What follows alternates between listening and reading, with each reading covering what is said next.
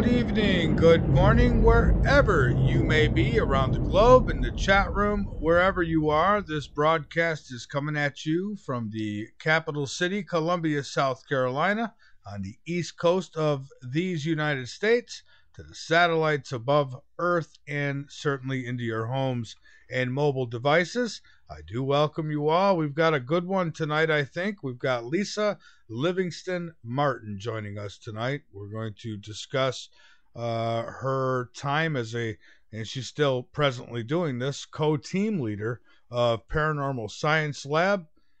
They cover cold cases, folks, so it's ought to be interesting. Looking forward to talking to her tonight.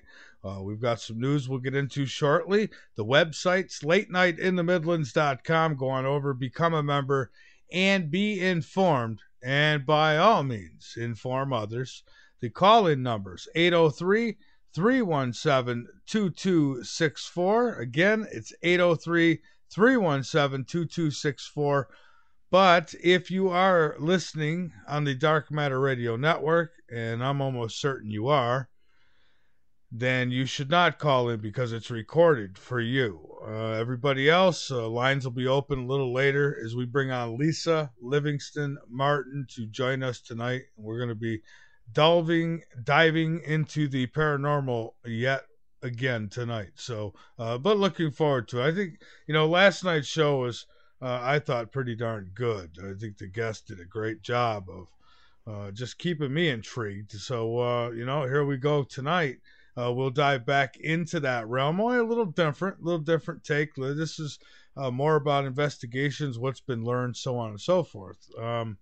Speaking of investigations and what's been learned, have scientists found the potion of youth, if you will?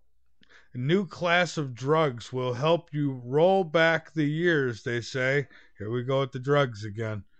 Research shows a new class of drug alleviate symptoms of frailty, improve heart function, and extend a healthy life, scientists claim.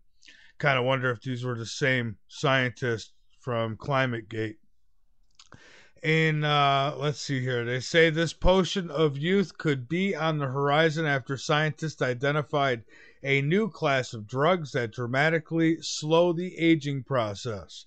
The new drugs, known as Synaltics, they've been shown to alleviate symptoms of fertility, improve heart function, and extend a healthy life. Professor Paul Robbins from Scripps Research Institute in Florida, he hailed the drug a start in rolling back the years. He said that they view this study as a big first step towards developing treatments that can be given safely to patients to extend health span or to treat age-related diseases and disorders. Now, it's my understanding that some of the elites may already have the key to this. And, it could get into the bloody mess, but we won't get into that right now. The team focused on senescent cells, they're called, ones that have stopped dividing. They accumulate with age and accelerate the aging process. And, of course, they've tested this in mice. And the mice showed that the time free of disease in these rodents was extended by killing off these cells. So they can use, they've used a cancer drug and another type of cancer drug too, an antihistamine or something like that it's called. They say they use it for certain cancers anyways. It's used for others, diseases as well. Anti-inflammatory, that's that stuff you take. It's supposed to keep you from swelling up. So these are the drugs they're combining, and they say that this combination wiped out these cells, leaving the healthy ones untouched. The study recognizes that more testing is needed before the drugs are tried on humans, as both do have long-term side effects. See, that's the problem with drugs. There's always long-term side effects. So good luck with that. So if old age don't kill you, the pills, the drugs, they might. So Google is looking for ways to extend life. Google Ventures president Bill Morris believes that we will soon be able to live to the age of 500. While age might seem like one of the fundamental inevitabilities of life, it says that there are some who believe that the unstoppable effects of the march of time on our mortal bodies is something that can be slowed down, stopped, or even put into reverse. And I'm going to give it to you in my own words here, because I'll tell you, sometimes I get this stuff. I can't wait till I get this new computer set up. Honestly, I mean, even the WordPad and these things that I use, this computer's so old that, well, I won't even go there, but it's being replaced, and I think it knows it.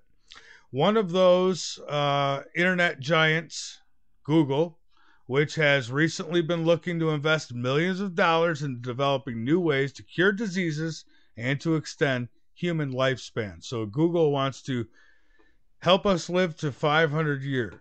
Somehow, I don't think that will get to us. It may be used, but I don't think it'll be us. He says in 20 years, chemo will seem so primitive, it will be like using a telegraph. I have news for him. Chemo is primitive. Venezuelans soon may need to have their fingerprints scanned before they can buy bread and other staples, it says here. This unprecedented step was proposed after Maduro had the brilliant idea of proposing mandatory grocery fingerprinting system to combat food shortages. He said then that the program will stop people from buying too much of a single item, but did not say when it may take effect. And as a matter of fact, that comes out just as Obama. He signs an executive order declaring Venezuela a national security threat. I've got that linked up on LateNightInTheMidlands.com as well, so you can go check it all out. Feminists want to make dishonesty in relationships a punishable crime on a par with rape.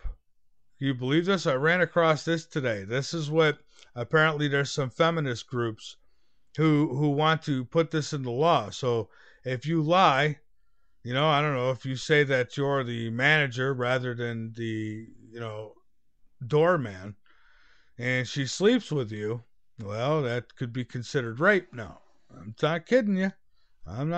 That's you'll find that over on InfoWars. That's actually where somebody had sent me the link. I went and checked it out because, every now and then I see some stuff that interests me everywhere, just about. Billionaire teams up with NASA to mine the moon. Moon Express conducted its test with the support of NASA engineers who are sharing with the company their deep well of lunar know-how. So they're going to get together with NASA, apparently. Moon Express, they say a Mountain View, California-based company. They're aiming to send the first commercial robotic spacecraft to the moon next year. Just took another step closer toward the lofty goal. Earlier this year, it's become the first company to successfully test a prototype of a lunar lander at the Kennedy Space Center in Florida. The success of this test and a series of others that will take place later this year paves the way for Moon Express to send its lander to the moon in 2016. According to one of our friends in the chat room, he claims the moon won't be there come 2016, so they better hurry. And he said the co-founder, chairman, Naveed John, he's behind all this. They're getting it going. They plan on mining the moon. Destroying the planet Earth isn't enough. They got to get up there and take some gouges out of the moon, too. So, anyways, Lisa Livingston Martin joins us after the break. And a quick shout out to our radio affiliates, the Dark Matter Radio Network. Hello to you and High Points Radio, the top of New Jersey, 100.5 FM, 1700 AM. They cover New York, New Jersey, Pennsylvania, and of course K98 Talk. And of all of you listening on Late Night in the Midlands late-night-in-the-Midlands.com. So, folks, we'll be back in just a few minutes. This is Late Night in the Midlands. I'm Michael Vera. Don't go anywhere.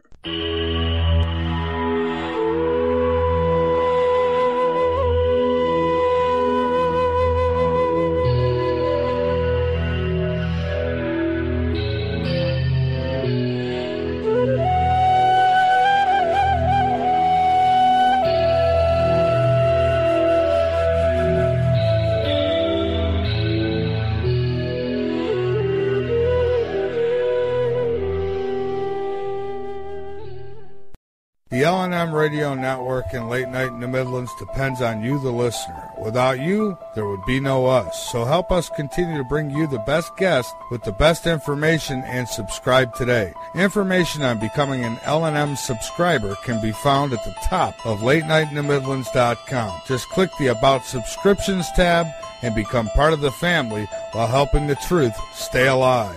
And while you're at it, maybe subscriptions aren't for you. A one-time donation helps as well.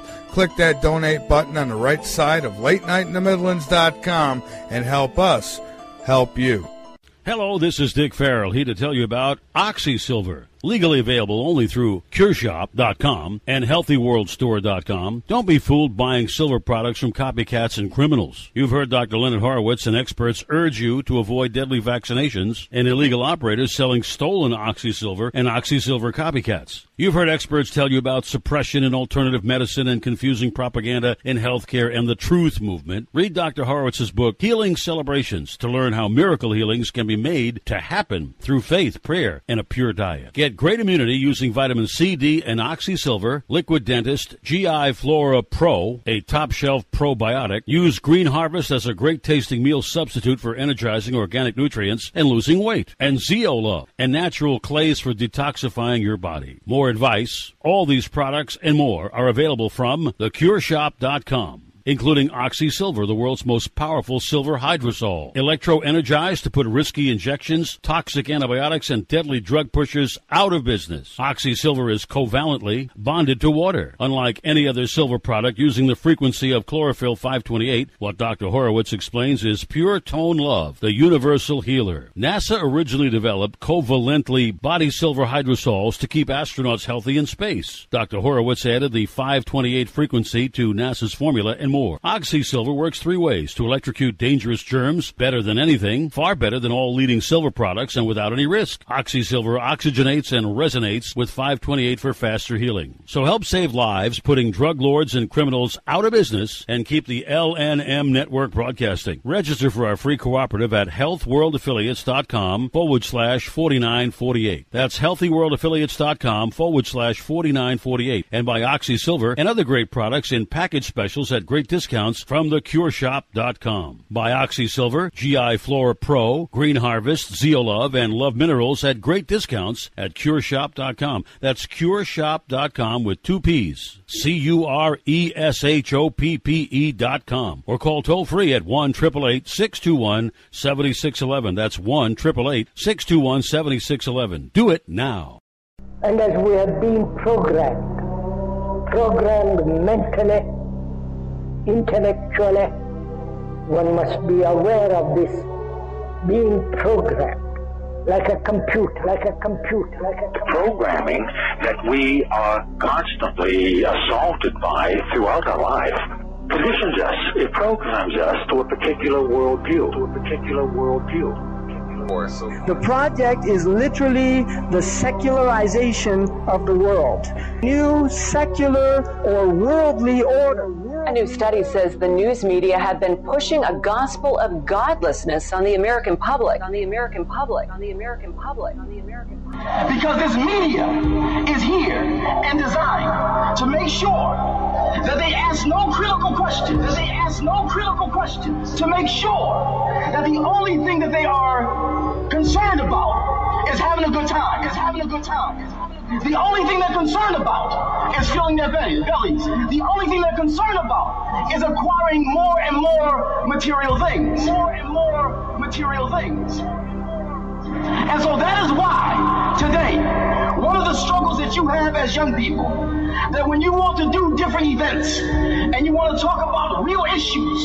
You have the struggle of many of your peers who've been so conditioned in this matrix that they would rather party than listen to the truth. They would rather party and shop and go to the mall than to stand up for issues of justice. They're stuck in the matrix. They're stuck in the matrix. But you have the responsibility of helping to wake them up, of helping to wake them up, of helping to wake them up.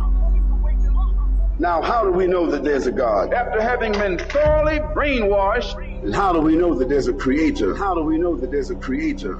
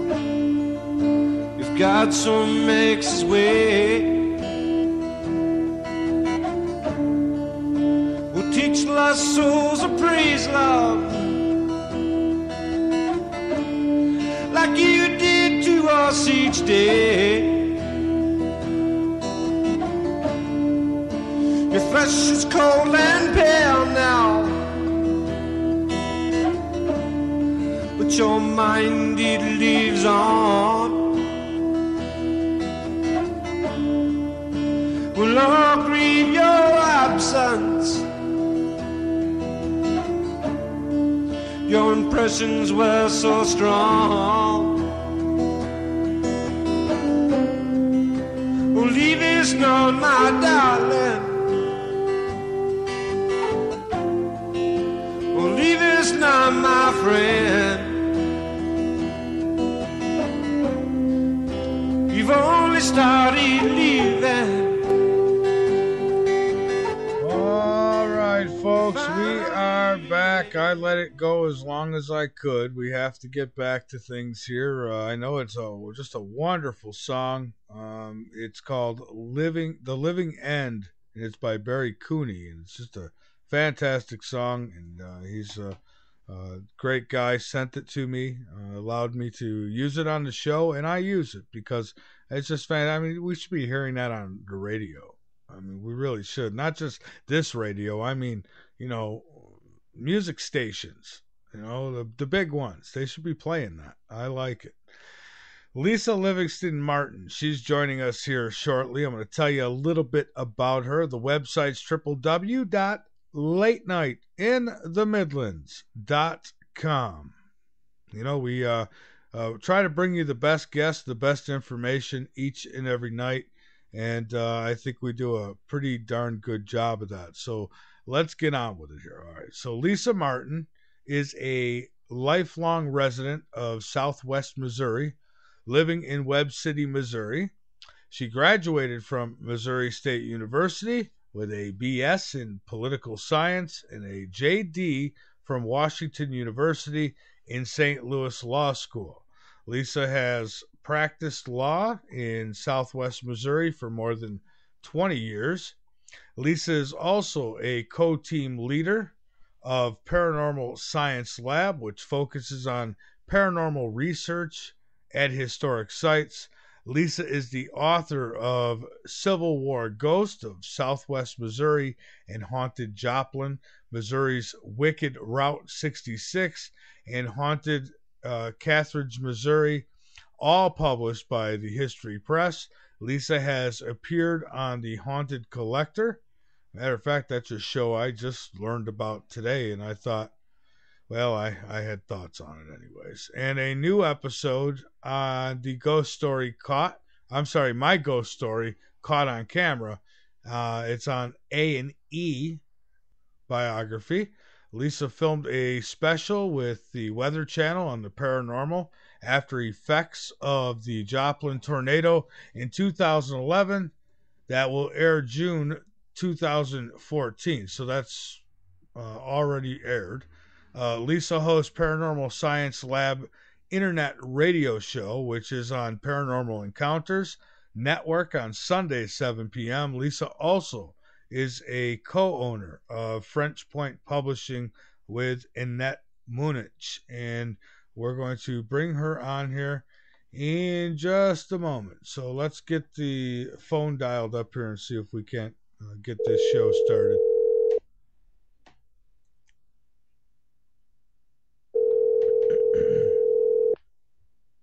Hello. Hello, Lisa. This is Michael Vera with Late Night in the Midlands. How are you? Pretty well. How are you? I'm doing just fine. I want to thank you for joining us tonight here on the show. And, well, I'm ready to get going if you are. Whenever you are. All right. Lisa, let's start out with a little bit of background. Okay. That's usually where I start out with my guests is, where'd your interest come in all this, and how did you take it so far? What drove you? Well, I grew up on a farm in Southwest Missouri that much later I found out had been the site of multiple Civil War battles, and there was a lot of activity there, including in the house. Though it was built after the Civil War, it's built on a hill that was used as a lookout post, and there was always activity there growing up, and so it was one of those things that it became second nature that entities were around, etc. And so I was always interested and wondered, is it real? What are they? That kind of thing. Then I grew up, went off to school, started a career, and paranormal and ghosts were sort of the last thing on my mind. And about 15 years ago, I was looking at a house to buy, and it was a early 1900s arts and craft home, and was viewing it with an agent, my ex-husband, and we were standing in the basement, and huge foundation walls and everything. The old boiler was still sitting down there, and the other two had walked off into another room in the basement, and I was just kind of standing in the center looking at the boiler when the distinct sensation of a cold thumb was laid across one side of my throat, and then one by one, 4 fingers on the other side of my throat, and then it went through the back of my throat. And that's what really reignited my interest, and started researching, and then got into investigating and went from there. I see. So then you got involved with the Paranormal Science Lab. Tell me about that. This group, we formed this group about 5 years ago. Most of the people who are involved have investigated and researched longer than that in different capacities. But in the group that we have now, it's about 5 years old, and we do a lot of work with historic sites. We do private homes, etc., but we work with historic sites conducting research, documenting what's there, and also doing fundraisers, education events, things like that, to promote preservation and education of the public. So. Oh, I see. So now you've been on some of these TV shows. Maybe you could tell me, what do you think of these shows on television? I mean, are they able to do it right with the TV cameras and the ratings and all that stuff that kind of gets in the way, don't it? Or no? I think it can. It definitely can. I think there's definitely pressure there. And I think it depends on the show and the approach, as far as how much is entertainment and how much is reality. I have been on several. Did episode with John Zaffis on A Haunted Collector and as a consultant, and that was pretty straightforward experience. I've been on My Ghost Story Caught on Camera, and it was fine, but there definitely was, shall we say, encouragement, for hyperbole. But we just presented what was, and but something like that is just different people on all the time. You have a little more ability to say, hey, no, I'm not, I'm just telling my story. I'm not, catering to an agenda. But you can certainly see where if you're at the beck and call of a production company and network all the time, that there could be pressure to do that. Yes. I see. So with all your experience now, and what do you make of what happened to you? What do you think that is going on there? Well, I mean, of course, there's a lot of theories. I think personally, growing up, that activity was centered on what happened there during the Civil War. As far as other experiences I've had experiences different times in my life, and sometimes, I think it's just that we kind of get a little glimpse of 2 points in time bumping up against each other, maybe multi-dimensions or parallel universes. There's a lot of theories now, especially with string theory, that with multiple universes, that we all exist in each one of them, and although particular facts may be different, and perhaps we are just kind of bumping up against another version of our reality. Yeah, that certainly could be. Now, I wonder if they're as surprised, when these paths cross as we are. It seems like some are, some aren't, maybe? I think so. I mean, yeah, some certainly do seem to react, others don't. And I do think that there are times that it really is more of a residual thing, energy imprinted in the environment, especially if it was something that, just had a sudden release of energy. We did a documentary with the Weather Channel that was pretty interesting, that centered on activity following the F5 tornado in Joplin, Missouri. And that played in a lot, that there's such an amount of energy that's released during a disaster like that, that there tends to be an escalation of activity afterwards. And that's certainly what we found after the tornado, is that beginning a few months later, that there was a increase in requests for help, for investigations, consultations, all through the disaster area, but also we found a concentration of requests from people that had connection to that night, that didn't live in the disaster zone, first responders, etc. So it's a pretty high energy place now after that tornado. You know, New Orleans used to have quite the reputation for haunted this and that, and a place like Joplin could certainly take the cake with what happened there. It looked like a nuclear bomb went off.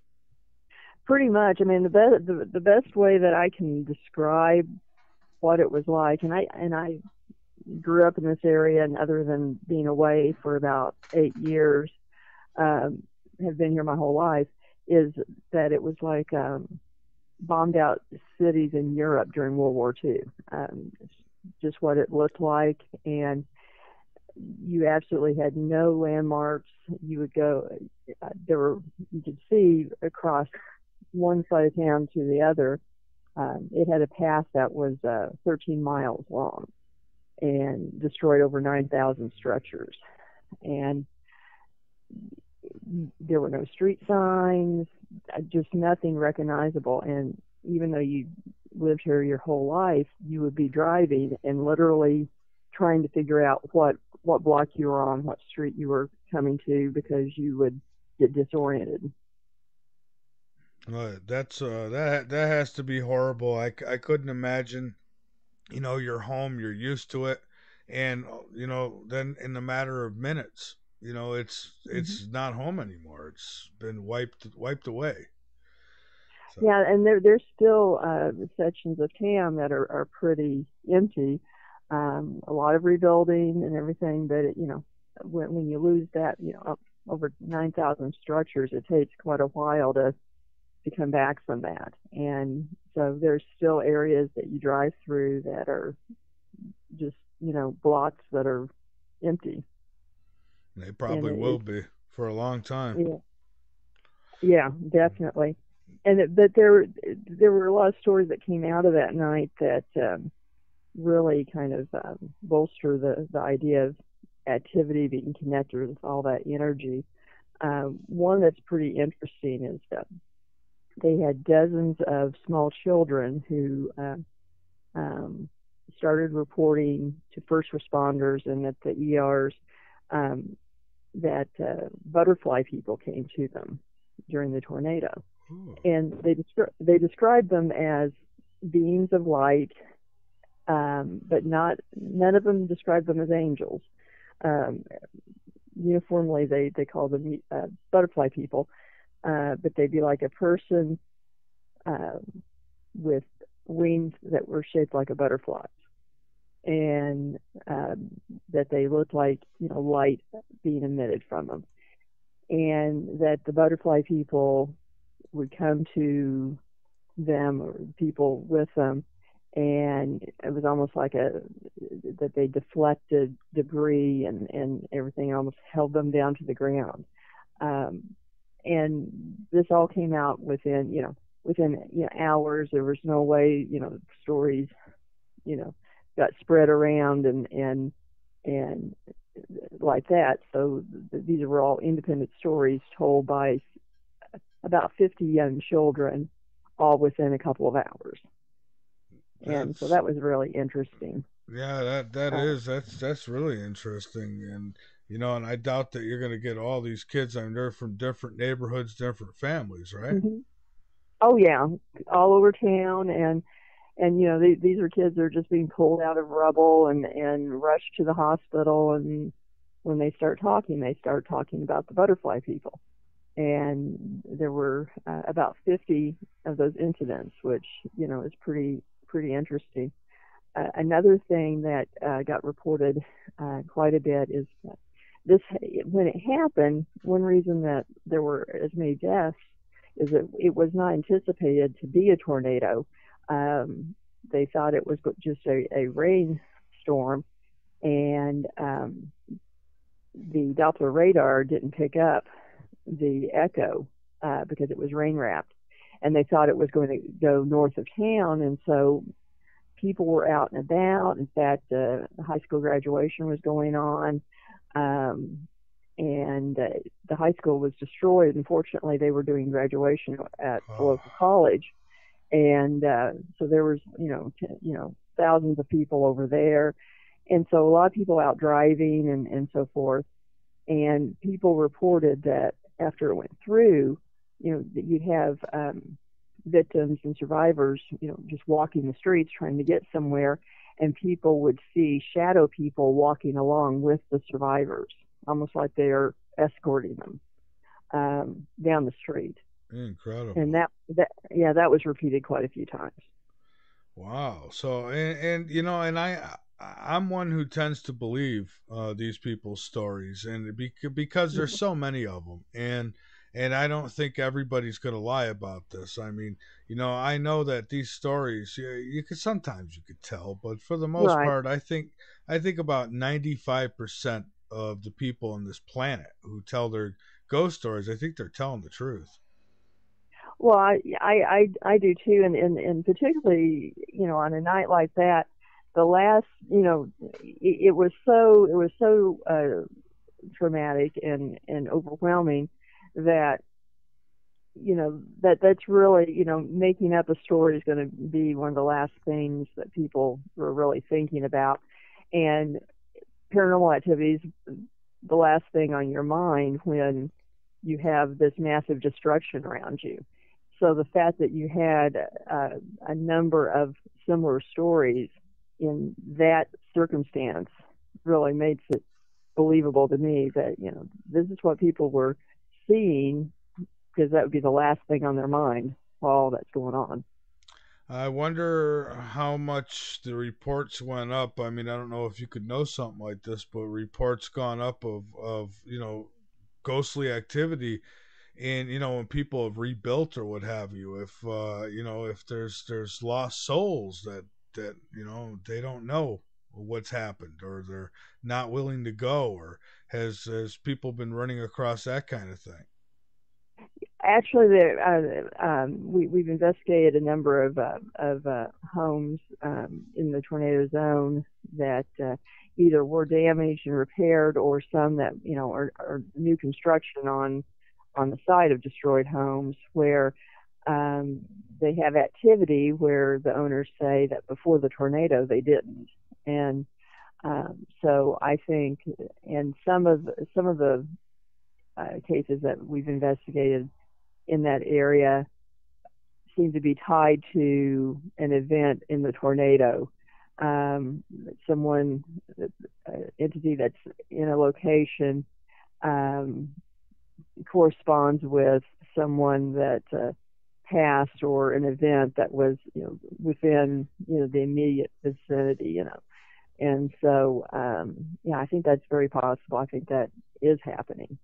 And I wonder if it's with soul, spirit, whatever you want to call it, if when that process takes place, I wonder if some of these people are behind. It's not that they don't go to the light, or they don't know what to do or where to go. I wonder if most of them just say, I'm not going, because it would seem that you'd have to have some kind of choice. Well, I would think, anyways. I think just sort of my personal feeling is that there is a choice, and I do think there are some instances that it happens so quickly that they just really are not aware.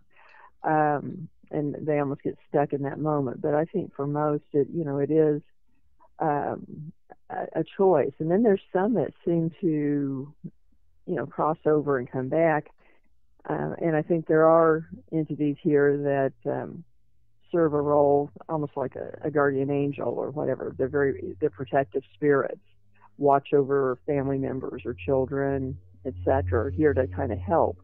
Perhaps the ones that were walking with the survivors after the tornado. I think you have a combination of those things that happen. So now some people will ask, are ghosts real? And I've had experiences, so, no one has to prove anything to me, but other people, they haven't had the experience, or they just overlooked it, and they don't. So, I mean, what are ghosts? And, have we ever got answers from any of them on the other side of where exactly they are? I mean, as far as I know, no real answers as far as where they are. I mean, there are some instances that they almost seem to be experiencing us the same as we're experiencing them, that they seem to reply almost like, that they hear us but can't see us or whatever. And so, I don't know, I guess that's one reason that I really wonder about the idea of parallel universes or dimensions, that somehow we get that glimpse into another reality. Or it could be almost a time loop that 2 points of time do cross and bump up against each other. Yeah, I mean, well, what if we're actually dead now and we go to the other side? It's like, yay, you just got born or something. That's true. We may be the ghosts after all. We just, after all, our only reality is in our own mind. So, as I say, empirically, we can't prove the existence of anything else but ourselves. So. That's true. That's true. So tell me about some other investigations that you've gone on, and how. First off, you've been doing this how long now? 15 years, and about 5 years in the current group. Well, then you've had to have seen some things. Yeah. I have. I've seen a couple of full body apparitions. Oh. I've seen a number of shadow people and balls of light, unexplained, light and shadow phenomena, things like that. Yeah, and well, what about give me a scenario? I mean, has your team ever had to help a spirit, realize that they're dead, or go to the other side, go to the light, any of that, or have you come across any hostile ones? As far as crossing over, our team's view is it's not really our role. Because we view it that wherever we're at, it's their home, we're guests, and that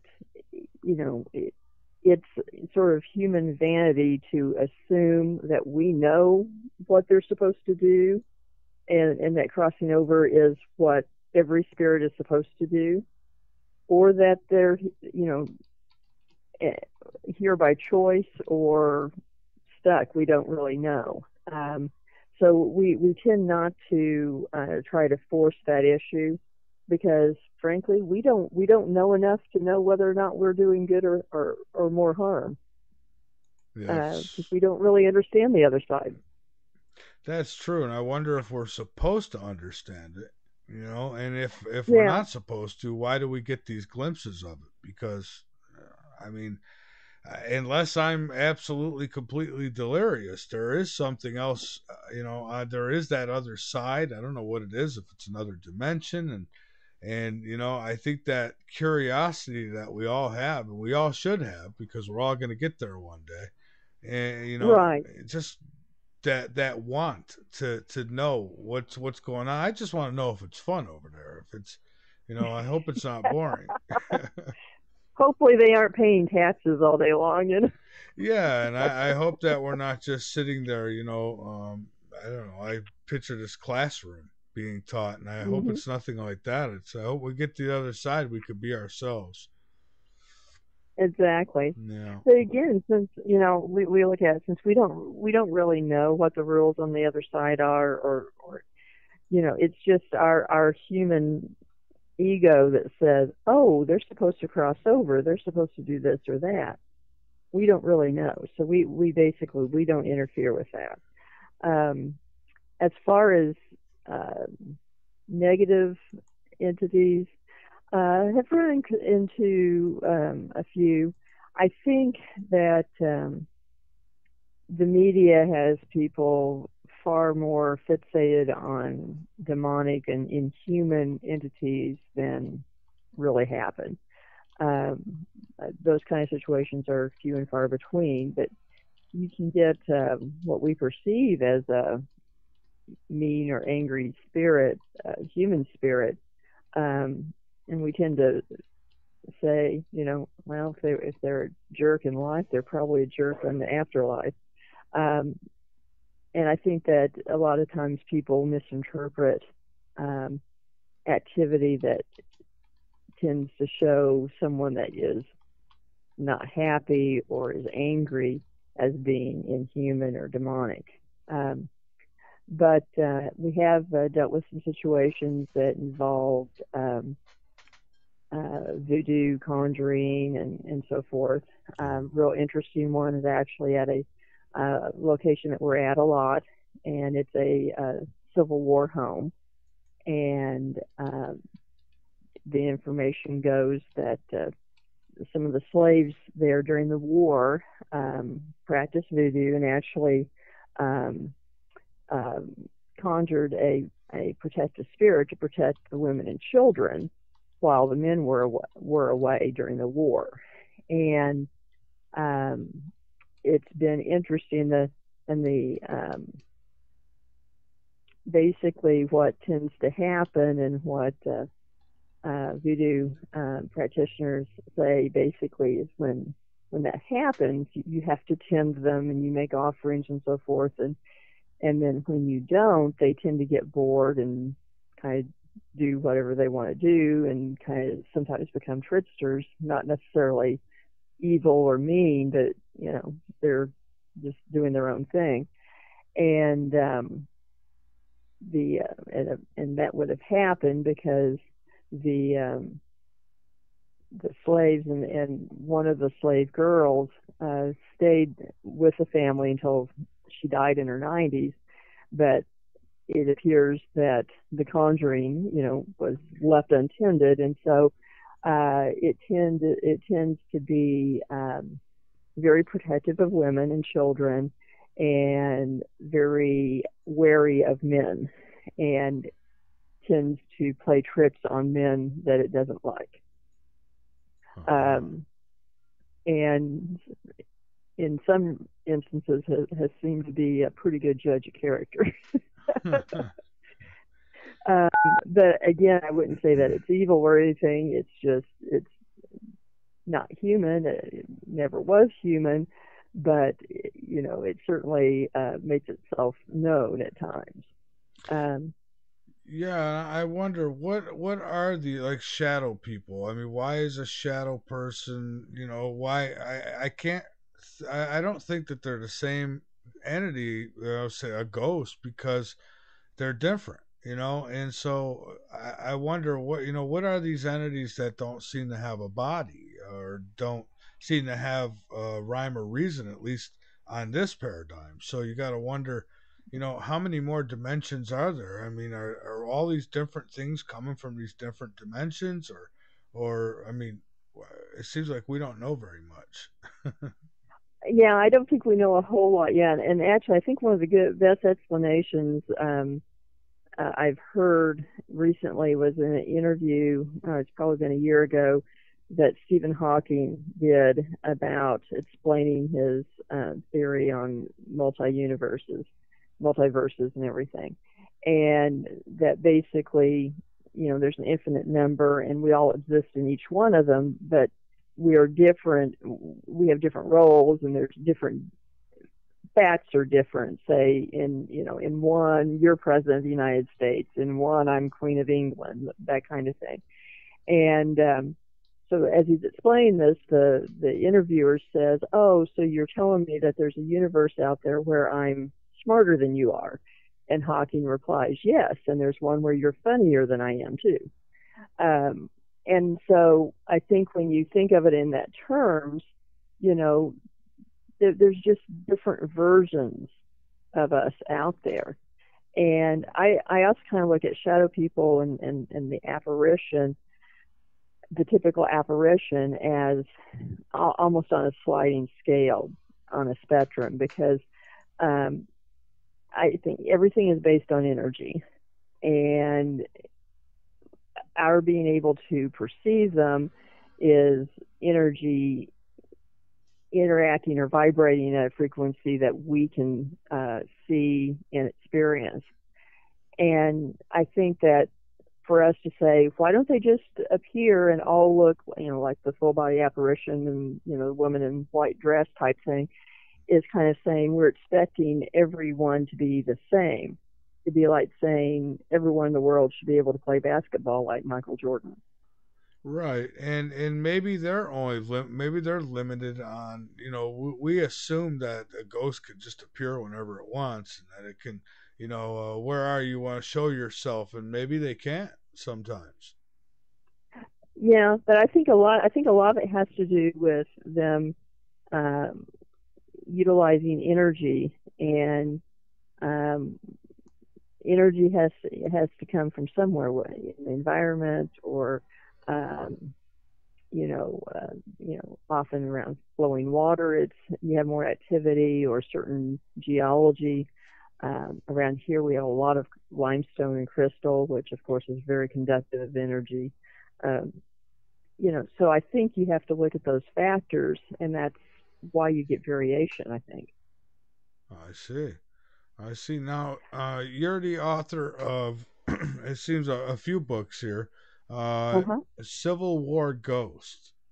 Tell me about that. Now, I've heard a lot about these apparitions from the Civil War, showing up. And, I've been to a few of these sites, and unfortunately, I wasn't there long enough.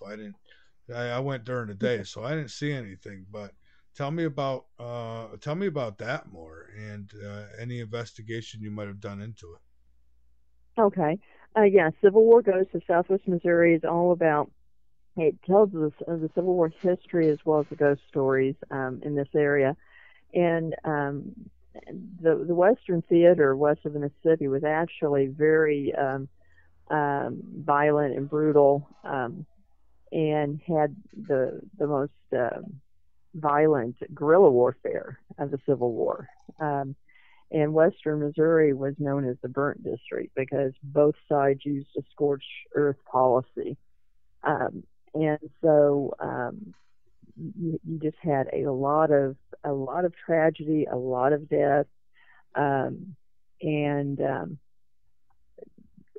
there's various apparitions that are seen in the area, and sometimes they appear in places people say, well, I don't know that there was a battle here and right here, but so much of it in this area, you had some large battles, but a lot of it was guerrilla warfare. So we don't, they weren't writing down everything on the run, and so we don't really know where everything happened.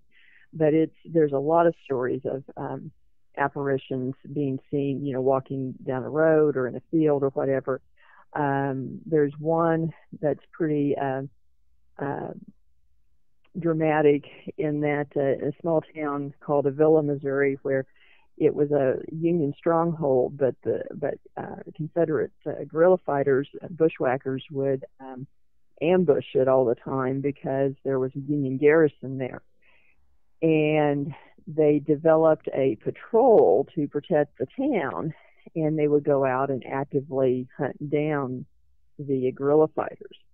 And at some point during the war, they came across a body of a guerrilla fighter that they had apparently killed before and hadn't realized, and the body was decomposing, and they pulled his hat off, and the head fell off the body, and they hung the head from a tree outside of town as a warning, to other bushwhackers not to come to town.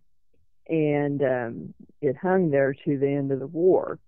And even to this day, there's reports of people seeing an apparition of a guerrilla fighter, they assume, because he's wearing a duster and a slouch hat, so forth, and has a rifle, walking through the fields, looking like he's looking for something.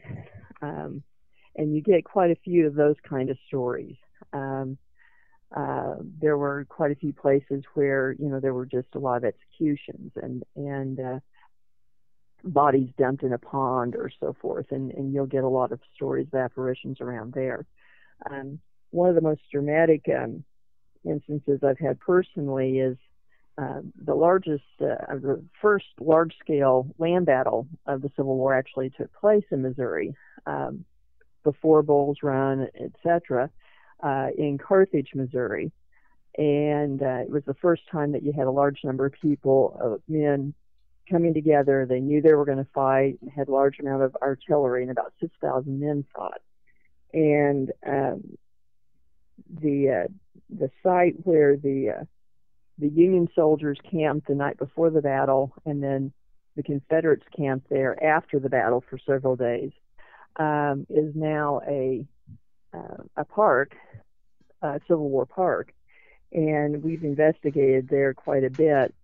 And one night we'd been there and we're getting ready to leave, and it's probably about midnight.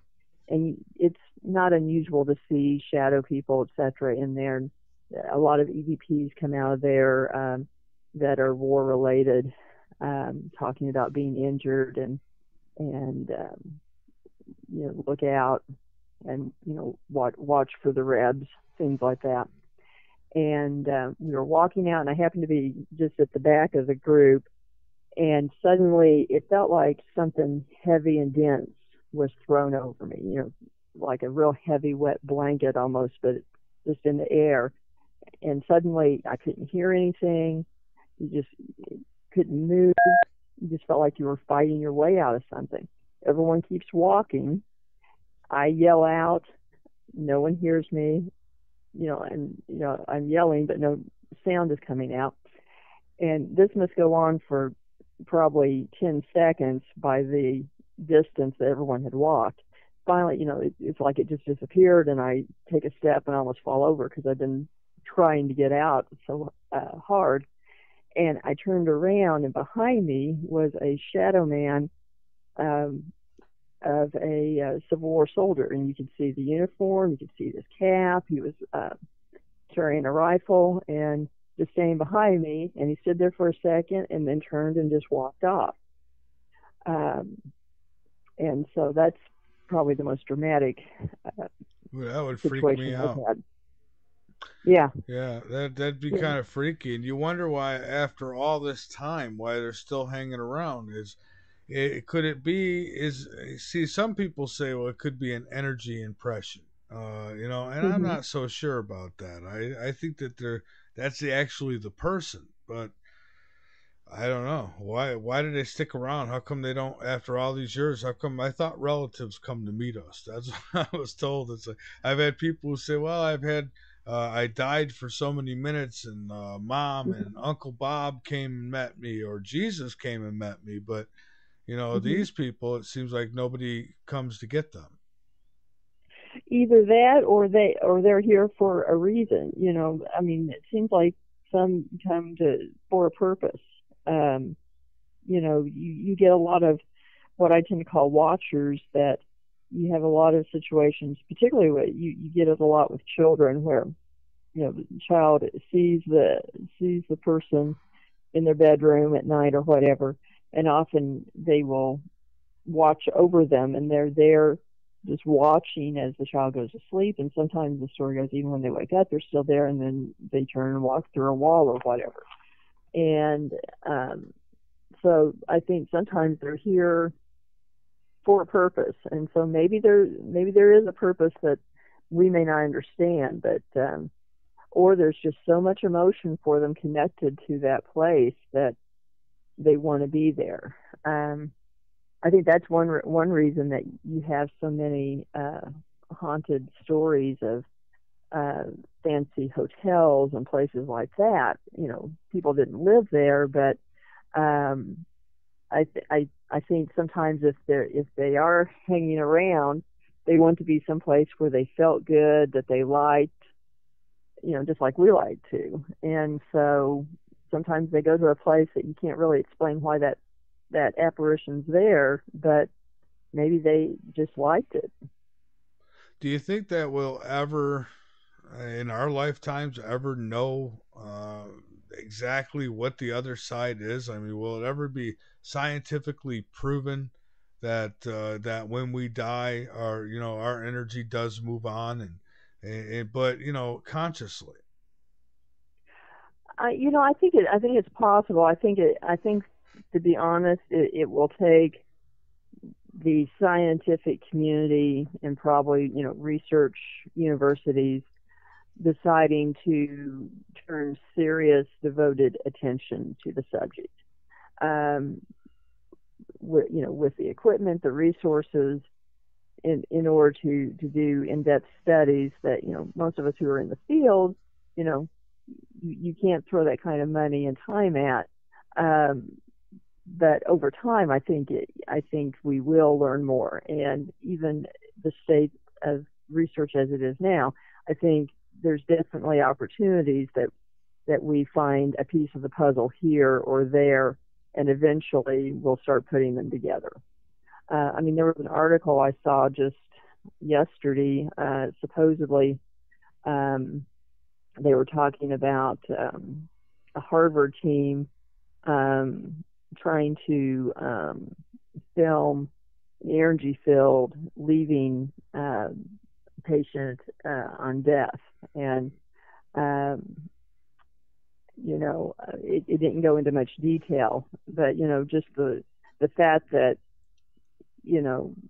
things like that are starting to get some attention gives it a better chance that we'll figure it out. Well, I'll tell you, Harvard, they're really somewhat on the front line with this stuff, because it wasn't long ago, it was a few years ago, a story came out of Harvard that they found a message in the DNA. And they said it was a message from God, is what it actually said. And so, everybody said that this story was a hoax and that it wasn't really a Harvard article, blah, blah, blah. So I called and I did my due diligence and got through, and the secretary pulled it up and said, yeah, that's ours, and hooked me up with the science advisor. And he wouldn't, on the record, he wouldn't say, he was actually ready to hang up on me.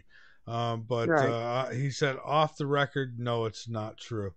And and he wouldn't even admit that it was his story. But the secretary who looked it up before I even got to him. So I think I stunned him a bit, because that story quickly disappeared. They tried to take it down, and so I guess it snuck out. But I believe that there's probably some kind of messaging within our DNA. I don't call it God or whoever it might be, but there's right. I think that there is some kind of, it's just like a barcode, with products that we buy. I think our DNA is that barcode. Well, I do too, and they're finding that there's different sequences and different so many patterns in nature are repeated so many times that it does make you wonder if there isn't an encoding of information from whatever source that we're just starting to unravel. Well, so it's probably what they call the junk DNA. Yeah, probably, and that's probably the most important, actually. Yeah, it probably is.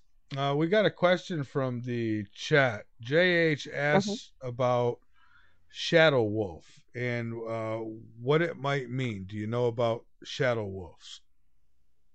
Shadow wolves. Now there's a lot of stories in the Ozarks about apparitions of large dogs. I don't know shadow wolf particularly, but there's a lot of stories that go back hundreds of years about these phantom dogs, and they tend to be seen right before a death. Is how the folklore usually goes. Mm-hmm. Okay, well there you have it. So then there are reports of them. I've had people have told me, "Oh, you got to do a show on werewolves," and I've refused, because I just like, well, show me some kind of proof. And they say, well, you can't prove that ghosts are real. It's like, I don't have to prove it to you. It's proven to me. I know they're real. So right. That's how I feel. Yeah, but these stories tend to be more that they're almost apparitions of huge dogs. Now, some of them are described to be so large that they wouldn't really be, you know, a dog that we know of or a wolf. It's bigger than that. But I know through the whole Ozarks region, there's just a lot of those kind of stories, but most of them were tied to just preceding a death. And during the Civil War, there was a sort of a legend grew up in this area that if you saw the phantom dog, that you would die the next day in battle. And in fact, there's one story of a soldier that had seen it, and so he was terrified he was going to die the next day, and he made it through the battle. And that night in camp, he was just celebrating that he beat the curse. And then later that night, someone was cleaning a gun or something, and it discharged, and the bullet actually killed the guy.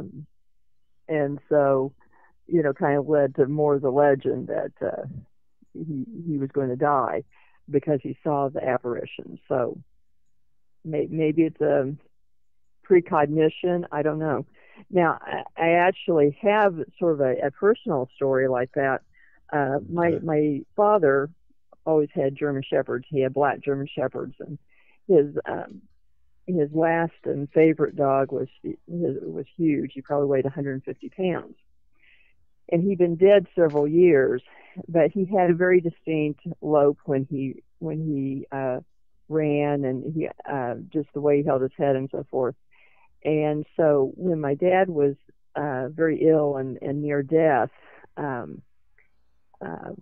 family member was out in the pasture mowing, and when he came in, he just was white, and it's like, what's wrong? And he said, he thought he'd seen Dad's dog. And I said, what are you talking about? And he said, well, and he goes, at first I thought it must be a neighbor dog, but the dog just came in the pasture and followed the tractor round after round, which Dad's dog had always done. And the more, he just looked back and looked at him, he had the same lope, he had the same, just carried himself the same. And he goes, I think it was him. And my father passed just a few days later. So maybe there is something to it. I don't know. And I wonder sometimes if we were just talking about this last night, if when you're really ill and it's close to your time, if the spirit or soul doesn't leave the body before the body actually quits. Well, I think that's possible, or at least sort of a piece of us almost. A friend of mine is her family's from India, and we get into different discussions about reincarnation and so forth, and how the Hindus believe with reincarnation is not that, we tend to think of in the West about reincarnation as the soul as a whole entity being reborn into one body again. And the Hindus tend to believe that when we're reincarnated, say a portion of your soul may be reincarnated into one person and another into another person, etc.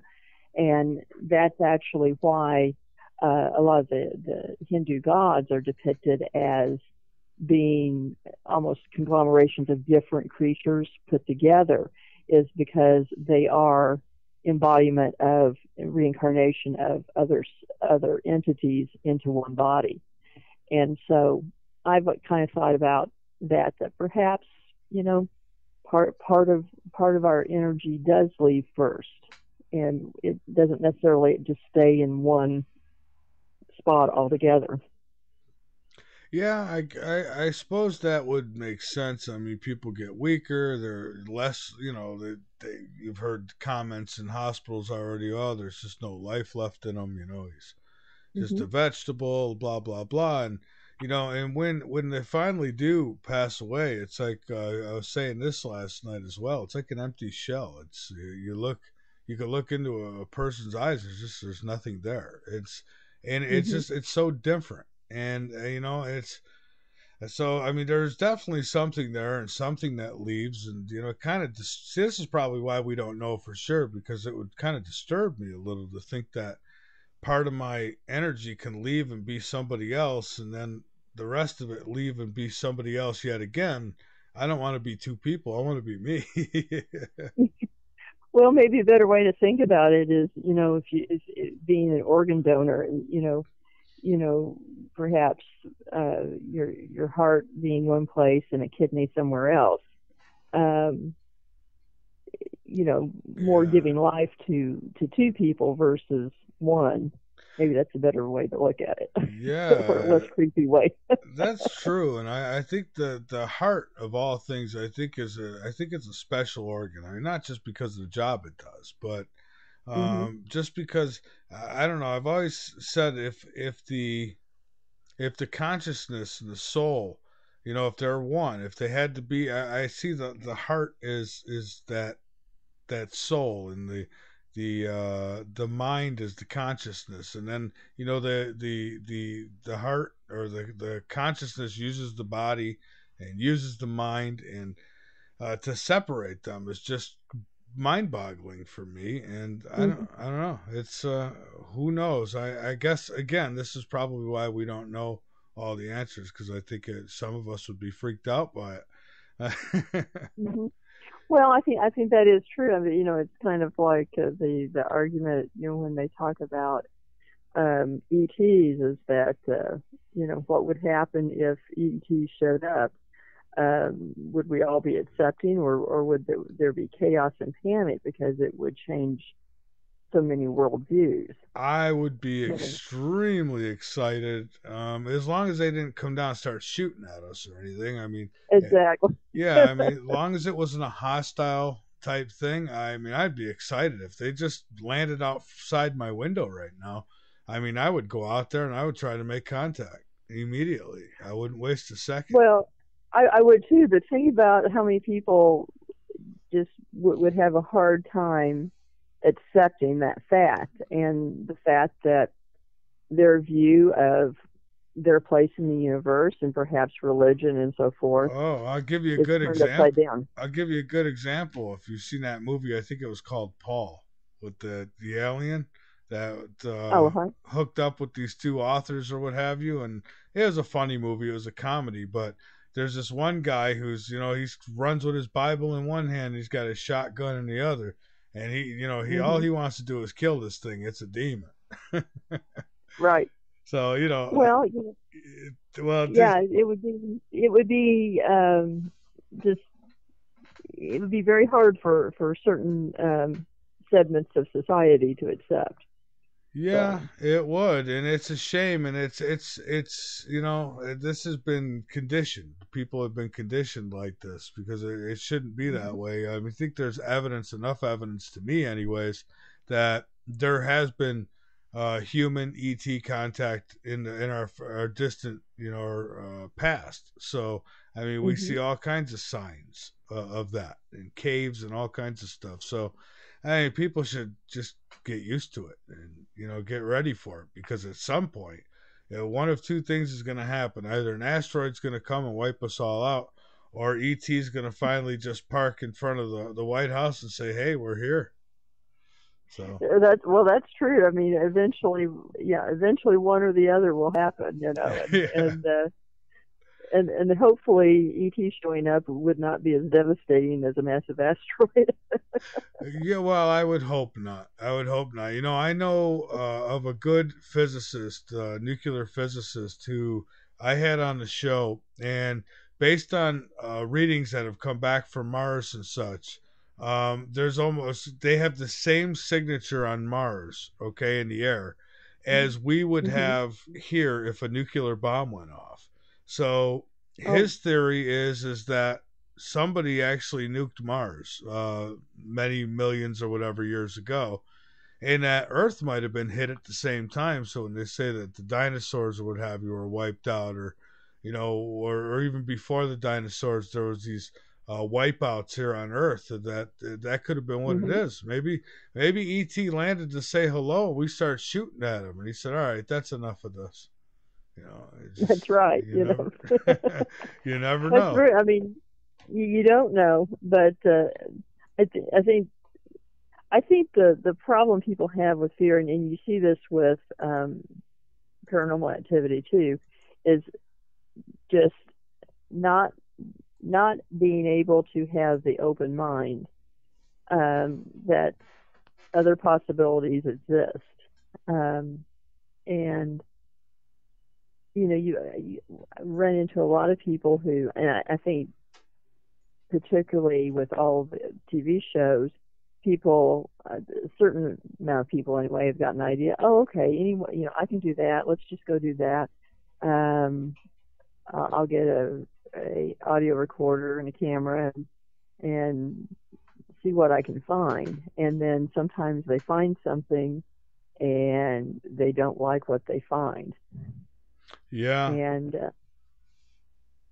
no, I was just going to say, be careful about what you're looking for. That's true, because as a matter of fact, this same guy said, well, you get one set of researchers, say, who have a camera on Mars, and they say, oh, well, their funding is for rocks, archaeology, what have you.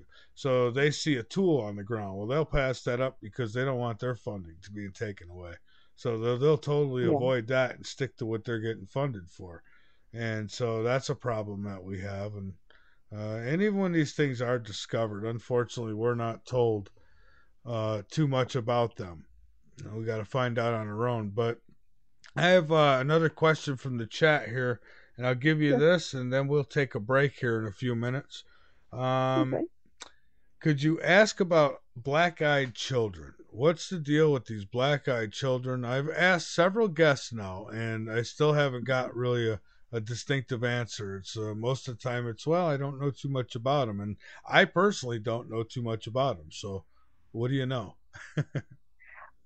Well, I'm not sure that I can add a whole lot, but I don't know of any personal experiences. Although I do know of people who have experienced seeing what they perceive as an apparition with the black eyes, but I don't know of any personally where they interacted with them. And usually the black-eyed children stories, they ask for help, ask for a ride, etc. I don't know. I mean, it certainly could be something, but again, you don't know whether it's something that has taken on a life of its own. Just kind of, I mean, the extreme example is Slender Man, which was created as a computer game. Yeah. And it's just taken on a life of its own. I know the original sighting out west was with a journalist, and seeing interviews with him and everything, I think it could just be apparitions that sometimes apparitions appear where you don't really see the eyes, and it's almost like a dark hollow, and so I don't know if the stories have kind of taken on this new tangent of about black-eyed children, or whether it's just basically more the same kind of apparitions that people have encountered before. I do know, I remember an investigation we did in Kansas a couple years ago, and similar in that it was actually some of our investigators who were standing on the front porch of the house. We were taking a break and watch a car pull up down the block. The driver gets out and walks across the street, knocks on the door, and then they hadn't noticed anyone else in the car, but then suddenly they see a young man get out of the car and walked towards the house that we were at, and stops in front of the house and just looks up and starts asking about the owner of the house. His appearance, he was very clear. He appeared very, real, but the face was kind of in shadow, and I couldn't really see the eyes, etc. But carried on this conversation, and then turned around and started walking off, and then within about 10 or 15 feet, just disappeared. And it turned out that how they described him to the owner described a young man that had lived next door who had died in a car wreck. And so, you get a lot of these apparition stories where you don't see the eyes, or it's dark eyes. So I'm not sure whether it's something really new or just embellishment or, exaggeration. I'm not sure. Yeah. And Slender Man, we covered that a couple times last year on this show because of the two girls that led their friend out into the woods and tried to sacrifice her to Slender Man. I mean, you probably remember that. I mean, that's how real these characters become to some, and for children, that's scary that they would go to that extent. Well, and although I guess theoretically could it be an extreme of of a thought form, which the idea of thought forms goes back thousands of years, where that basically someone can create something through their own thought process and energy. The Jewish golem is kind of an example. And so, do we have a more modern example now that people see something in the media or online or on the computer and it takes on a life of its own? I mean, obviously not physically, but for certain people, it seems to become real. And we'll talk more about this when we come back. We do have to take a break, so let's do that. And we'll get into this further. Lisa Livingston Martin is my guest, folks. I'm Michael Vera. This is Late Night in the Midlands on the LNM Radio Network, the Dark Matter Radio Network. And folks, we'll be back in just a few moments. Don't go anywhere.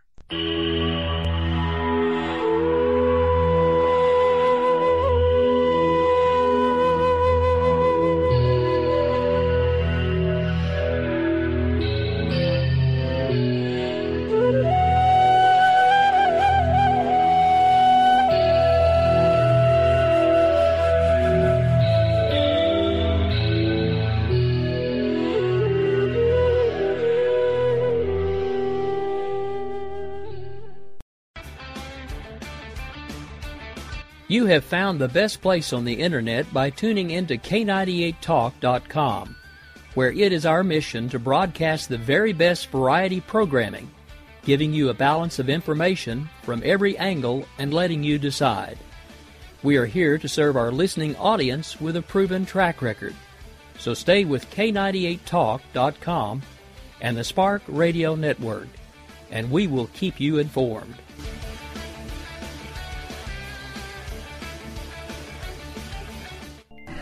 Hello, this is Lisa Marie, here to tell you about OxySilver, legally available only through CureShop.com and HealthyWorldStore.com. Read Dr. Horowitz's book, Healing Celebrations, to learn how miracle healings can be made to happen through faith, prayer, and a pure diet. Get great immunity using vitamin C, D, and OxySilver, Liquid Dentist, GI Flora Pro, a top-shelf probiotic.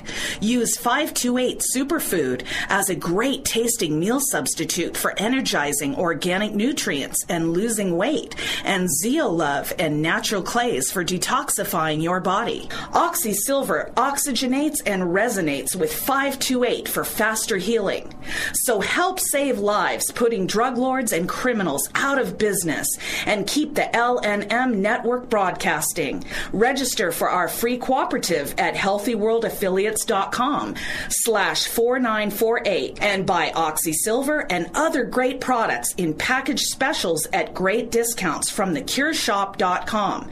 Buy Oxy Silver, GI Flora Pro, 528 Superfood, Zeolove, and Love Minerals at great discounts at CureShop.com. That's CureShop.com with 2 P's. Cure Shop. Or call toll free at 1-888-621-7611. That's 1-888-621-7611. Do it now. It's the middle of the night and there's nothing much to do. Bring your insomniac self over to Late Night in the Midlands and learn something. We've got every topic you can think of and very little being off limits. Alien abductions, government corruptions, the stuff that's got your sleep disrupted. Come join the conversation tales and tune into Late Night in the Midlands with your host, Michael Vera. In many cases is the idea that the aliens are essentially trying to create a hybrid mix of themselves Bodies were small, They're interested in our smaller DNA, than our genetic human makeup. bodies. Beyond that, they're interested in The heads were larger and the eyes were rather sunken and a little slanted. Range of and what happened they was they strange. came to me. They were not of this earth. We have to face up to reality that, for example, the UFO phenomenon is a real phenomenon, no question about it. So anybody who debunks the UFO phenomenon itself don't know what he or she's talking about. Hey, Michael, I promised you I'd call in for a little bit, and here I am. I know that I bashed Bush the entire time.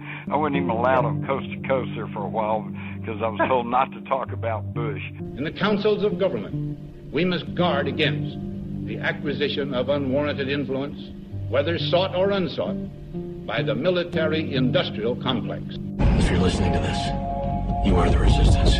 Late Night in the Midlands. We cover everything.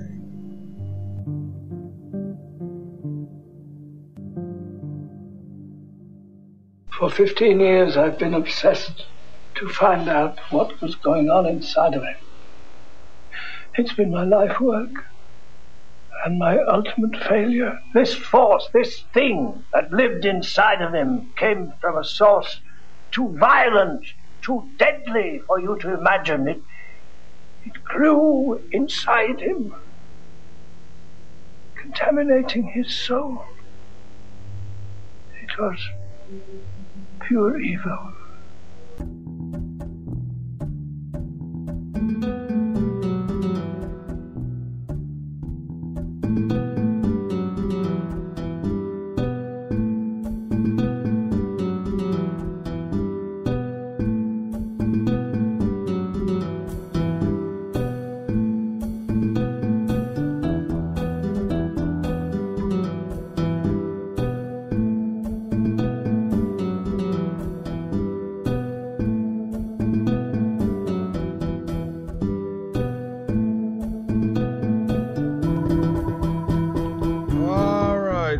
We are back. This is Late Night in the Midlands. I'm Michael Vera. My guest is Lisa Livingston Martin, and she is linked up on our homepage at latenightinthemidlands.com.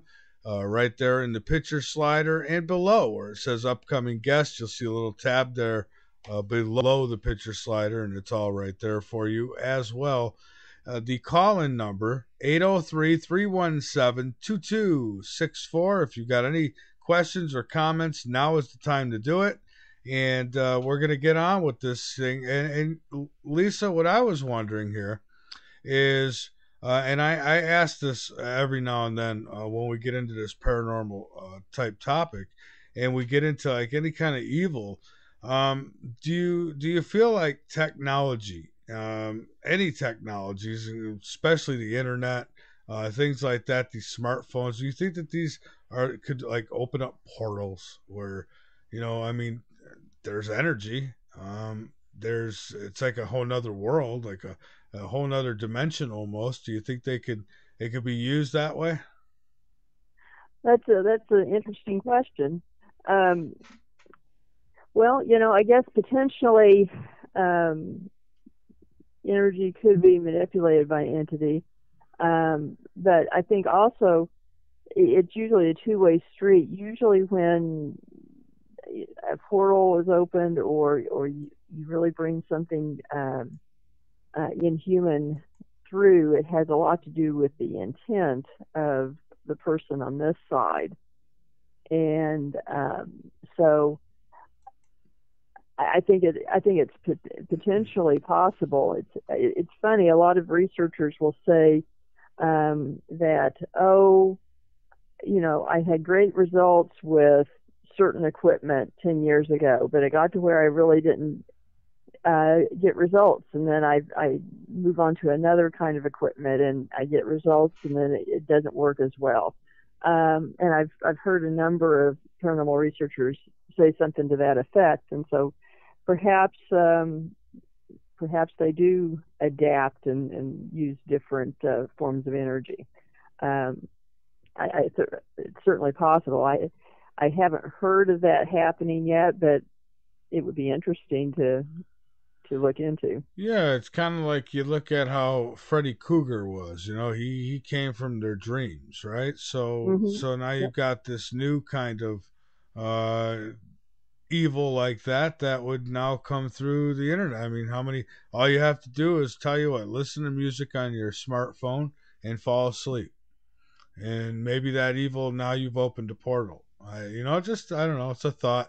I think it's something that, certainly, in some fashion may be manipulated, because it is, I do believe it is all based on energy. So, and if they could do that, it certainly would be more effective than possessing one body at a time. That's my sarcastic response, but particularly as technology evolves and we become more plugged in, more connected with energy. I mean, think about it. People almost have withdrawals from their cell phone if they don't have it with them for an hour. What kind of energy can be manipulated from the world's population over time?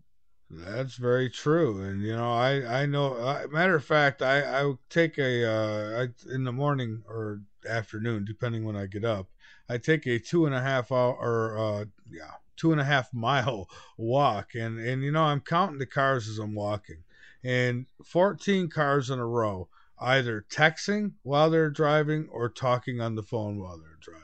It's like people are so attached to their phones.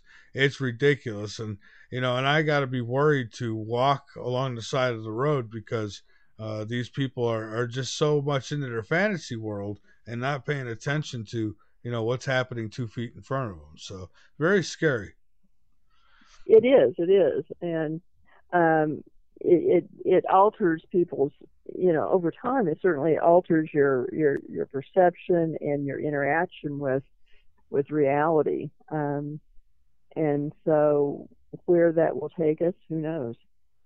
Yeah, I don't know. It's becoming just as much a problem almost as drunk driving is. And so now we got a double whammy here in South Carolina, because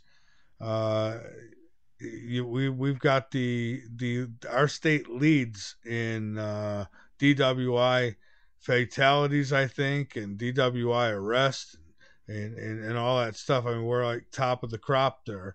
And then, of course, we've got, where I live, you never see sidewalks anywhere. So, I mean, your chances of going to the other side are pretty great here where I am. So, it's important that I know about it. So what else would you like to share with us? We've got about another 20 minutes to go, a little less. Where would you like to go? What else would you like to share with us? And what would you like to get out to everybody before we're done? Just floor is yours. Okay. For those that are in the Midwest or will be traveling, I encourage you to check out our website, paranormalsciencelab.com, as well as our Facebook page. We have a number of public events and ghost hunts at historic sites that are all sites that don't receive public funding, and we help them raise money for preservation and repairs that are needed. And you learn a lot about the history, as well as doing live ghost hunts and doing what people watch on TV. And so we encourage you to do that. We have a variety of things coming up. We'll be on several shows in the next year, including a show that recently filmed for a network in the UK that's going to be shown around the world on different phenomena around the world. And the initial season is 10 episodes, and one of those focuses on the spook light outside of Joplin, Missouri, which is a earth light. And so I and other team members are in that, and that's going to be real interesting. And I think the whole earth light phenomena is very intriguing. A lot of different theories. Some are based on hauntings. Some are based on, natural phenomena, even swamp gas or whatever. But a lot of them also seem to be almost dimensional in some sort, because there are times that the lights are only seen from one direction, if it appears between two groups of people, etc. And so, it's a phenomenon that, again, I hope gets more exposure, and hopefully we figure out the cause of it, because it happens around the world. Yeah, some interesting stuff. Well, I thank you so much for being on the show tonight and, sharing with us about your group. And I did try to go to the evidence tabs. I don't know, is the site under construction? Because it was telling me that it wasn't ready yet. Yeah, it's just been rebuilt, and we're putting pages back up. I don't think they have the evidence back up yet. Oh, okay. All right. I was hoping it wasn't just me. No. All right, fantastic. Well, I'll keep an eye over there on the website, and you're welcome to come back anytime you like, and we could talk about this some more. I'd be happy to. I sure enjoyed it, and thank you for inviting me. All right, thank you, and have a great night. You too. All right, everybody. That's Lisa Livingston Martin. We've got her linked up on the homepage of LateNightInTheMidlands.com. So you can go and check out the website. But like we just said, it is under construction. So I was there today. Was hoping to get into some different material there. But unfortunately, the site is under construction. So I wasn't able to see much. But, it's fascinating to talk about these things, and you look at something like Joplin and all the death that happened there. I mean, can you imagine? You're in the school, you're having a graduation, and I think of my daughter's graduation, and when I'm sitting there in the stands in the gymnasium, and, she's walking across the stage, and I just couldn't imagine something like that happening. It's just, how horrible something like that is. And, a lot of this is results. You can't blame everything, I guess, on geoengineering. I mean, I could, but most of you wouldn't. But I think geoengineering is a big reason why we're seeing storms at such a high rate like that. And, we had a break last year. I think it's going to pick up this year. I really do. It's been nice here, though. The weather has been really nice. Here in South Carolina, we've been doing pretty well here. It's been 70 since I think Saturday, so really nice. Going out short sleeves, taking a walk, and actually sweating. Oh, so nice, so nice. Well, folks, we're gonna take our last break tonight, and then we're gonna come back. I'm gonna talk with Ira for a little bit, and then we're gonna end things. Tomorrow is the last frequency. I'm not sure if Ryan's going to be back tomorrow or not. I think he is, but I'm not positive of that. And to close out the week, Thursday and Friday, we've got a couple dynamic shows we're going to be doing. Go check the schedule on the homepage of Late Night in the Midlands. We're going to get into some pretty good discussions come these next few nights. I have been setting up new stuff here and there. I just got the this pop blocker, and well, so far so good, I guess. Now I'm just waiting on the computer, and when that gets here, I'll get that set up. I'm probably, let's see, what do we got going here? Next week I might take, I probably won't have to. I could set it up on the weekend. So when it does get here, I'm probably going to wait because I have to transfer everything from one box to the other. So that's going to be a job because, folks, I got a lot of stuff. I've got files, and for you hackers and you NSAers, I've got it on another hard drive as well that's not connected to the internet, so don't even think about it. You know, I've had 2 computers fried on me since I've done this show. This computer here has been really good to me for a long time, but it's getting old. You know, it's barely useful for a YouTube video anymore. I mean, it's getting that bad, and it hears me now. It'll probably cut me off, but so we're going to be upgrading that, and we've got another monitor on the way. So we'll actually be there. We'll finally have everything that we needed upgrade. Now, one last thing, and this is, of course, something I'm going to have to contend with, but if I should all of a sudden disappear, like I'm talking and then just bam, you don't hear me no more, it's probably because this chair I'm sitting in is about ready to drop me.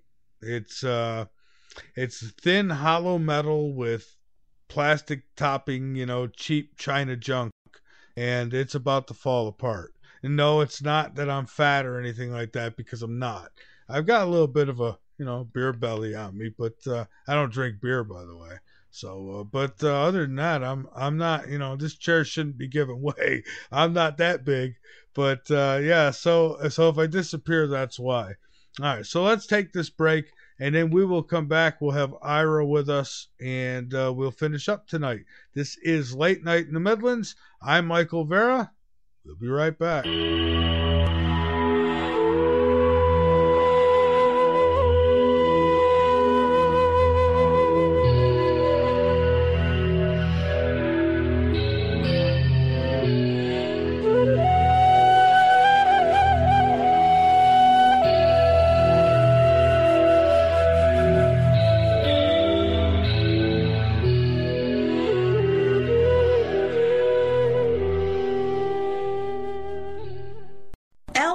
Radio has joined with the Hardin Structures team to provide state-of-the-art survival shelter design and build services at L&M Radio exclusive rates.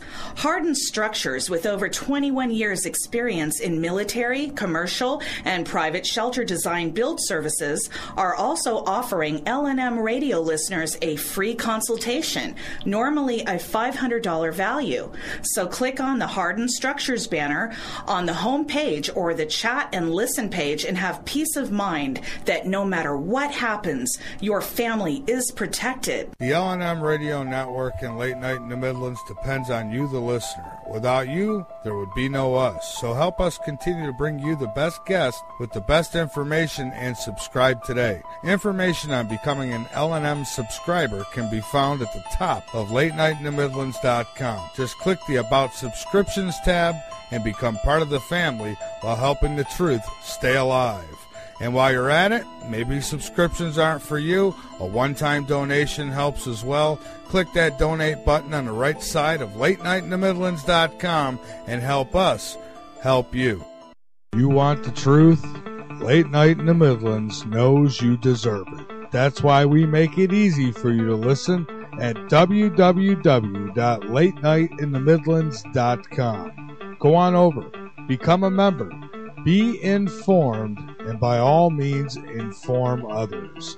Folks, we're not your average radio show. We cover everything. Late Night in the Midlands on the L&M Radio Network. LNM is always looking for sponsors, so if you are interested in sponsorship or advertisement on air or on our website, contact us at mv@latenightinthemidlands.com. If you're interested in rebroadcasting or picking up the live feed for Late Night in the Midlands, then contact us at mv@latenightinthemidlands.com and help us help you.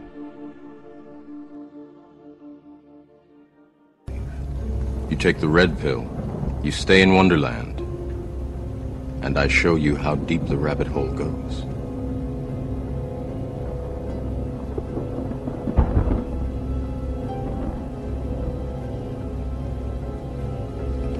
Remember, all I'm offering is the truth, nothing more.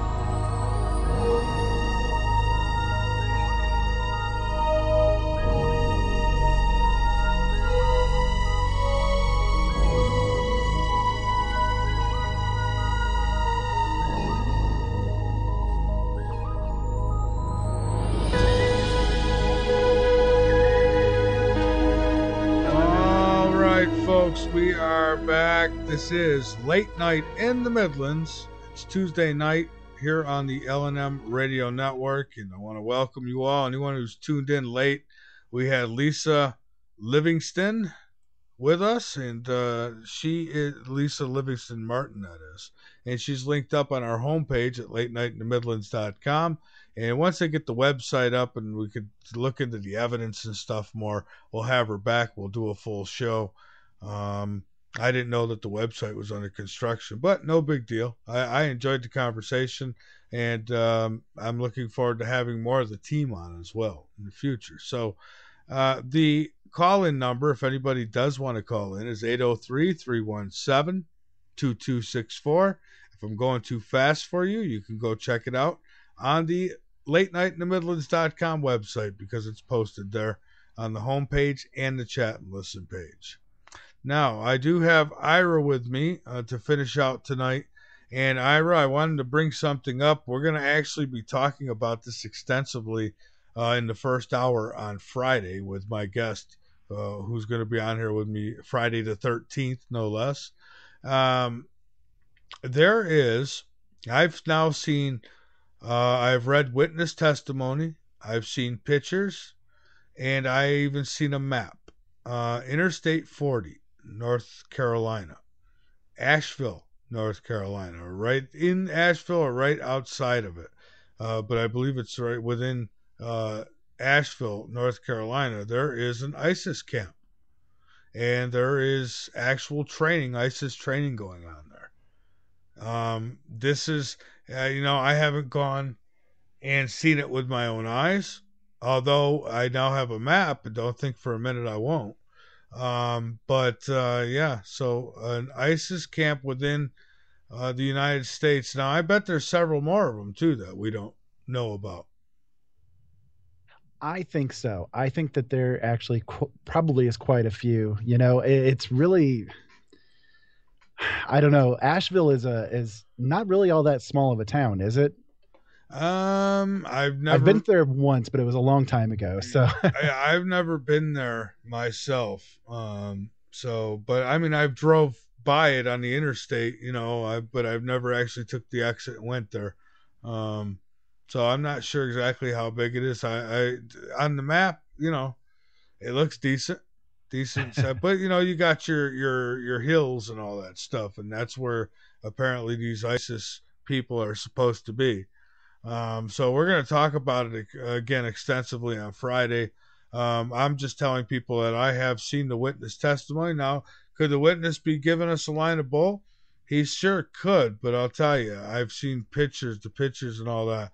That's definitely North Carolina, let me tell you. So, yeah, it's very curious. I know that there was scuttlebutt about some kind of training camps like in Montana and that kind of thing where, people are more widespread, I guess you could say. But to be in North Carolina, I mean, that really says something, doesn't it? That's actually pretty frightening to think about. Yeah, and I'm actually looking at it now. I'm going to open it up here. And she sent this to me and said she thought we should talk about this first on Friday. I totally agree. So I'm waiting for it to open up on this slow, decrepit computer. I bet ISIS has better computers than I do. I'm sure, yeah. I was looking on that list that we had talked about on the last frequency not too long ago where FEMA camp locations are. And I'm trying to see if any of them actually are near that area. Oh, they probably are. Military witness, there's an ISIS training camp in North Carolina. I've got here an editor's note. I'm not going to get into it completely right now and read it all because it's on the other computer, and it'd be really an inconvenience for me to open it up. Once I get situated here, I'll get it set up tonight, and we'll talk about it on Friday because I don't want to steal the guest thunder. This was she shared this with me, and she didn't have to share it with me, so I appreciate it. And there is witness testimony on this. This guy apparently met with FBI agents and everything. He was told to shut his mouth or his family's throat would be cut. I'm not kidding you. So in North Carolina, that's really frightening. It really is. I'm definitely going to look forward to hearing that information come out on Friday for sure. I'll be right there. Yeah, they say that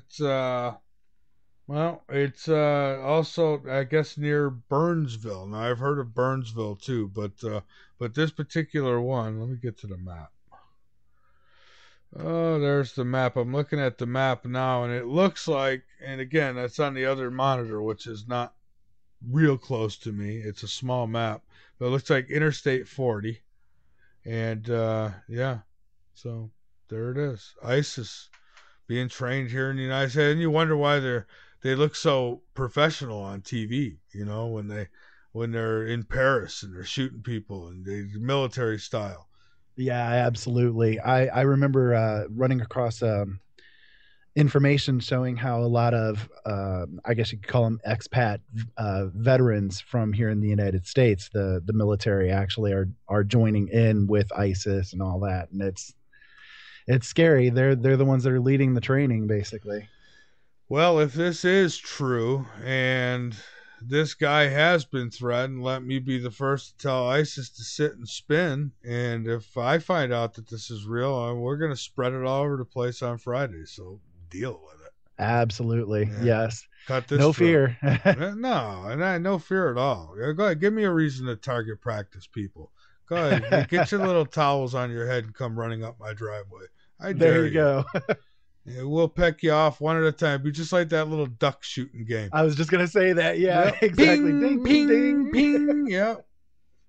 Welcome to America. Look, I have more confidence in our ghettos in this country of protecting us than I do of the government or the military or any of that. It's like once they parachute down here, it's going to be on like a pot of neck bones. Absolutely. I have said that for a long time now, that if anybody kind of wanted to come in to do an invasion here in the United States and they try to go into some of the inner cities, the ghettos and all that, they're gone. They're done. I mean, those guys don't play around. Oh, well, yeah, that's true. And, that's why they want to get the guns and get the ammo and get all this stuff from the people. This is why, because when it happens, they want to have as few casualties on their side as possible. So they want you and me to run out of bullets, and they want to have like endless. I mean, even the post office was buying up bullets. I mean, come on. Yeah, I've thought that was strange. I mean, the Department of Education buys ammunition. Why does the Department of Education need ammunition? There's no excuse for it at all. Yeah, there's got to be a subtle reason for it. And why does the post office need it? I can see if they got Will Smith up in there and they're fighting aliens, but maybe that's why. I don't know, but I think that the bullets are for us, not the aliens. Either that or to pass out when people go postal. One-stop shopping, I guess. Yeah, it's pretty. It's pretty sad that so much has happened and it just continues to happen. And, and I know where people kind of sit on the fence where they're like, they don't want nothing major to happen in this country. I don't either. I don't want to see violence on the streets. But here's the thing. We need to do something, because if we don't do something soon, there's going to be violence on the streets. And, we're going to get, a lot of you anyways, are going to get hit by surprise. You're not going to see it coming. Now, I see it coming, but that doesn't mean I'll survive it, but I'll do my damnedest to try. Absolutely. Yeah, and I'm right there with you. Somebody in the chat room actually just sent a link. I think it was Surf, just sent a link to me. I'll be sure to send it to you as well, that you can use with the guest on Friday. It shows other locations of ISIS training camps in the United States, and there's a fair number of them found here. So... Yeah, and what I try to do is I don't know Patriot Wire, but maybe it's a good source. I guess I'd ask around. For me, I try to find at least 3 sources. At least 3 credible sources. Yeah, it's not always that easy. It's like on this right here, what I just mentioned tonight for North Carolina. So far, right now, I have 1 source on it. So, but it's through somebody who I consider a reliable source who put me in contact with her. So who knows?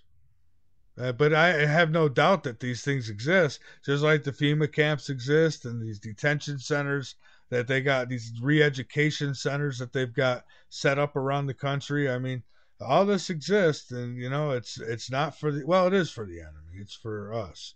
Yeah, exactly. I mean, we've known for many years that there were the Al-Qaeda cells all over the United States. They're still here. They're still around. Who knows? Maybe they've been, I guess, co-opted by ISIS. You never know, But yeah, there's a lot of them that are here. And you have extremists one way or the other, the people that are just wanting to watch the world burn. You get a lot of that kind of thing going on, and hell, it only takes just a small group of people to cause a lot of trouble. Well, yeah, it happened. We're used to watching it on TV and seeing these other countries dealing with it. Well, it's coming here, and I don't trust any of them.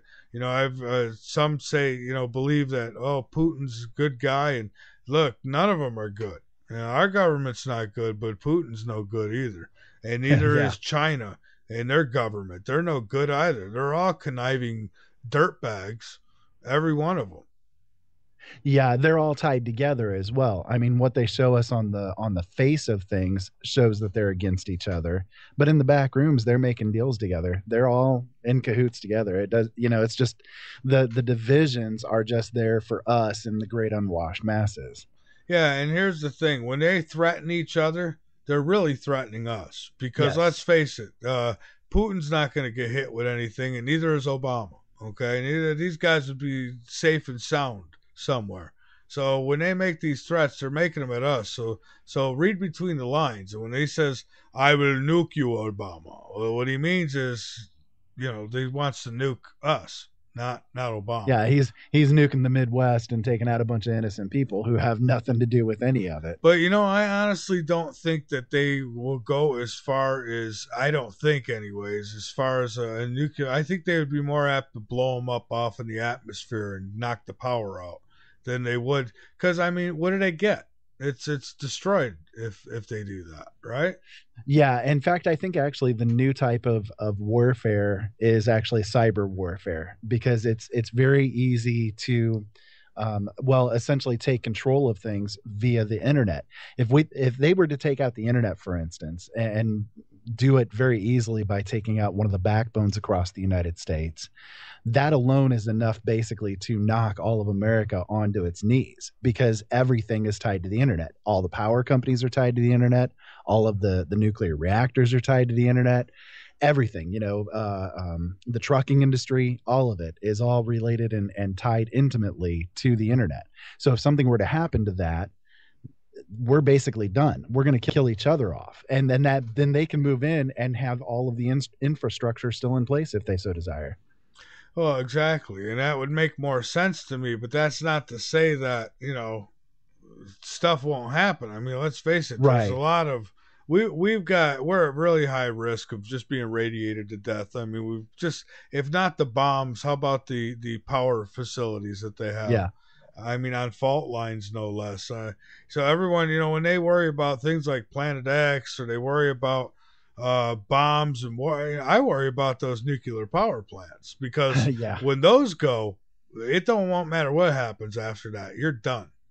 Yeah, exactly. I mean, you can look at Fukushima as a great example. That thing's been going on for 4 years now, and it's been completely irradiating the entire northern hemisphere.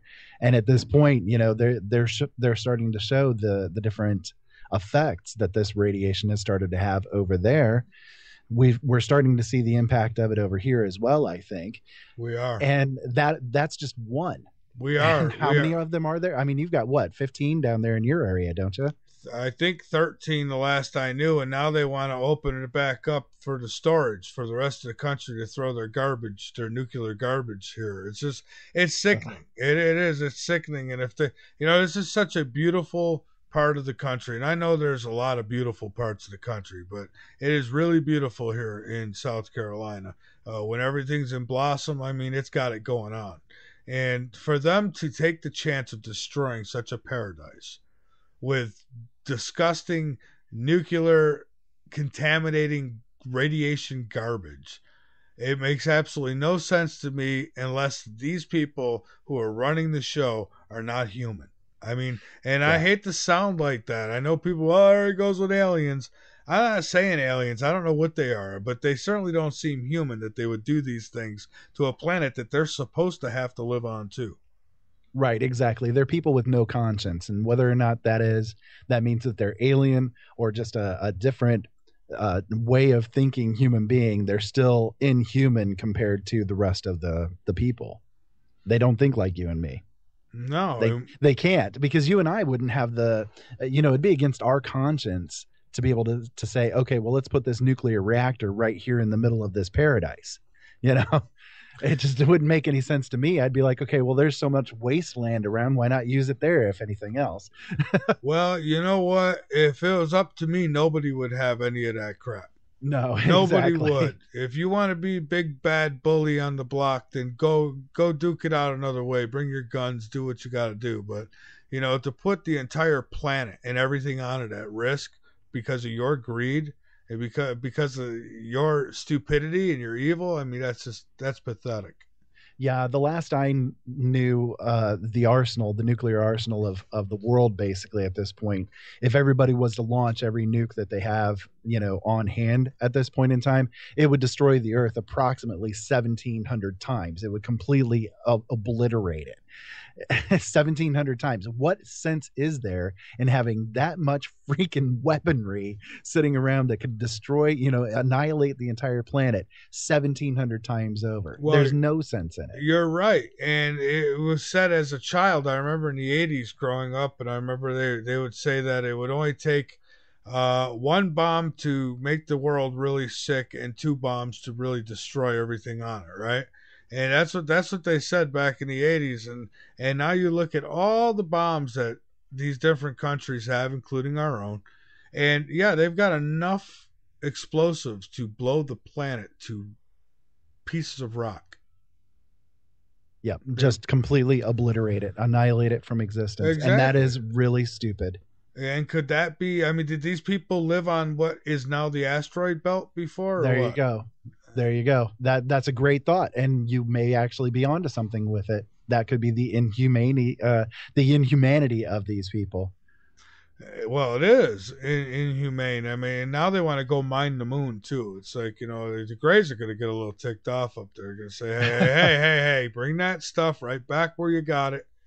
This is our stuff. Yeah, it was probably us, the same people who caused the asteroid belt. The same people who are ready to destroy this planet are probably the same people. There probably was life on the moon at one time. I mean, you know, it was probably a nice green place. They probably destroyed that first before they got here. Yeah, exactly. And actually, speaking of the whole nuclear thing with other planets, did you see Mars for somehow had a big mushroom cloud go up into the atmosphere just a few days ago? Did you see about that? No, I did not. Now, where did you see that one? I'll have to send you the link. That was on a website that I go to. It's a science website good. that works through like spaceweather.com. Oh, good. I have just one question usually with these things. Did it come from Veterans Today or did it come from Before It's News? No, neither one of those. All right, because Before It's News, the people who run it are good people, but you know, the stories get way out there and there's hardly ever proof for any of it.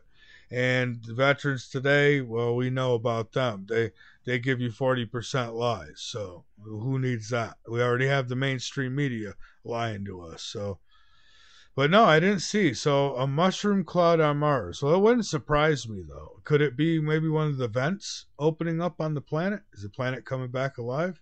That's one possibility. Yeah.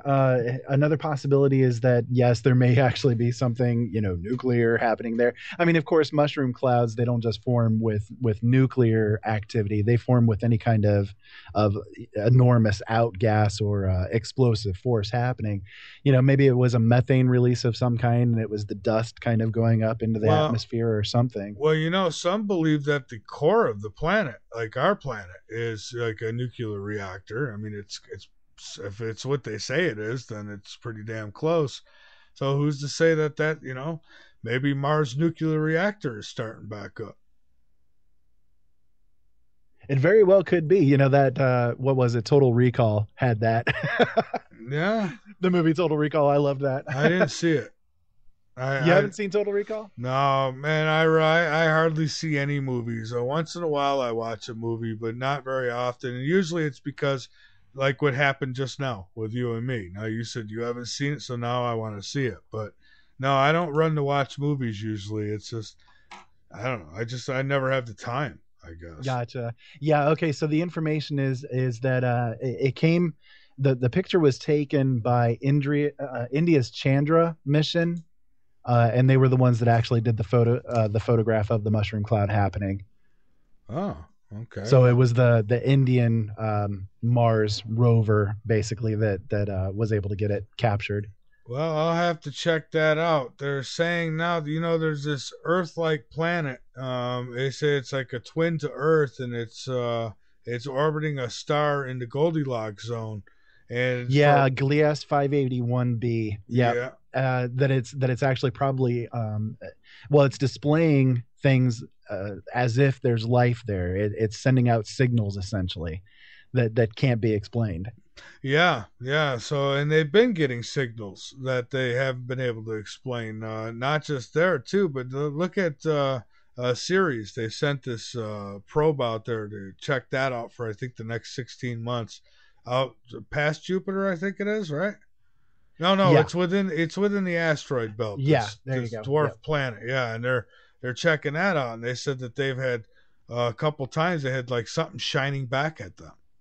You know, so wasn't there the two bright spots on it that they can't figure out what's causing it?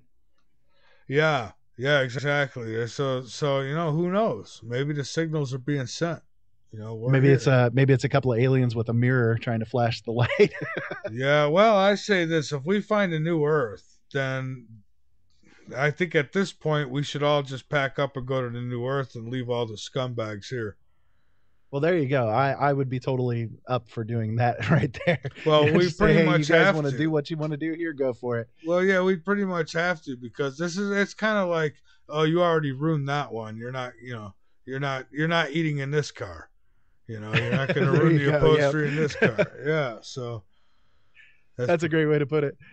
Yeah, that's pretty much what we'll have to do. And Surfer's trying to send me the link, but it's not showing up in the chat. So not even in private chat.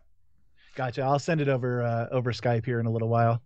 All right, sounds good. So we got Ceres. We've got this other Earth-like planet.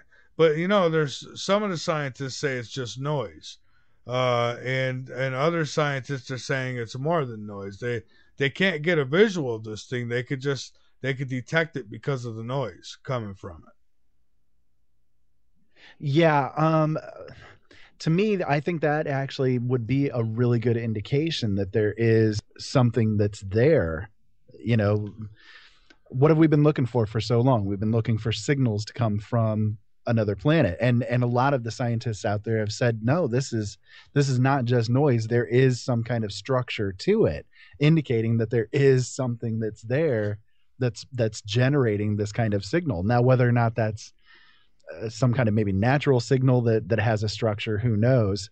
It's very interesting, though. I'm really curious. I think actually that probably would be a really good first place to try to look to see if there's some kind of life out there, like an intelligent, sentient species sort of thing. Yeah, all we really need to do is to prove to all these people who don't believe that there's anything else and we're it.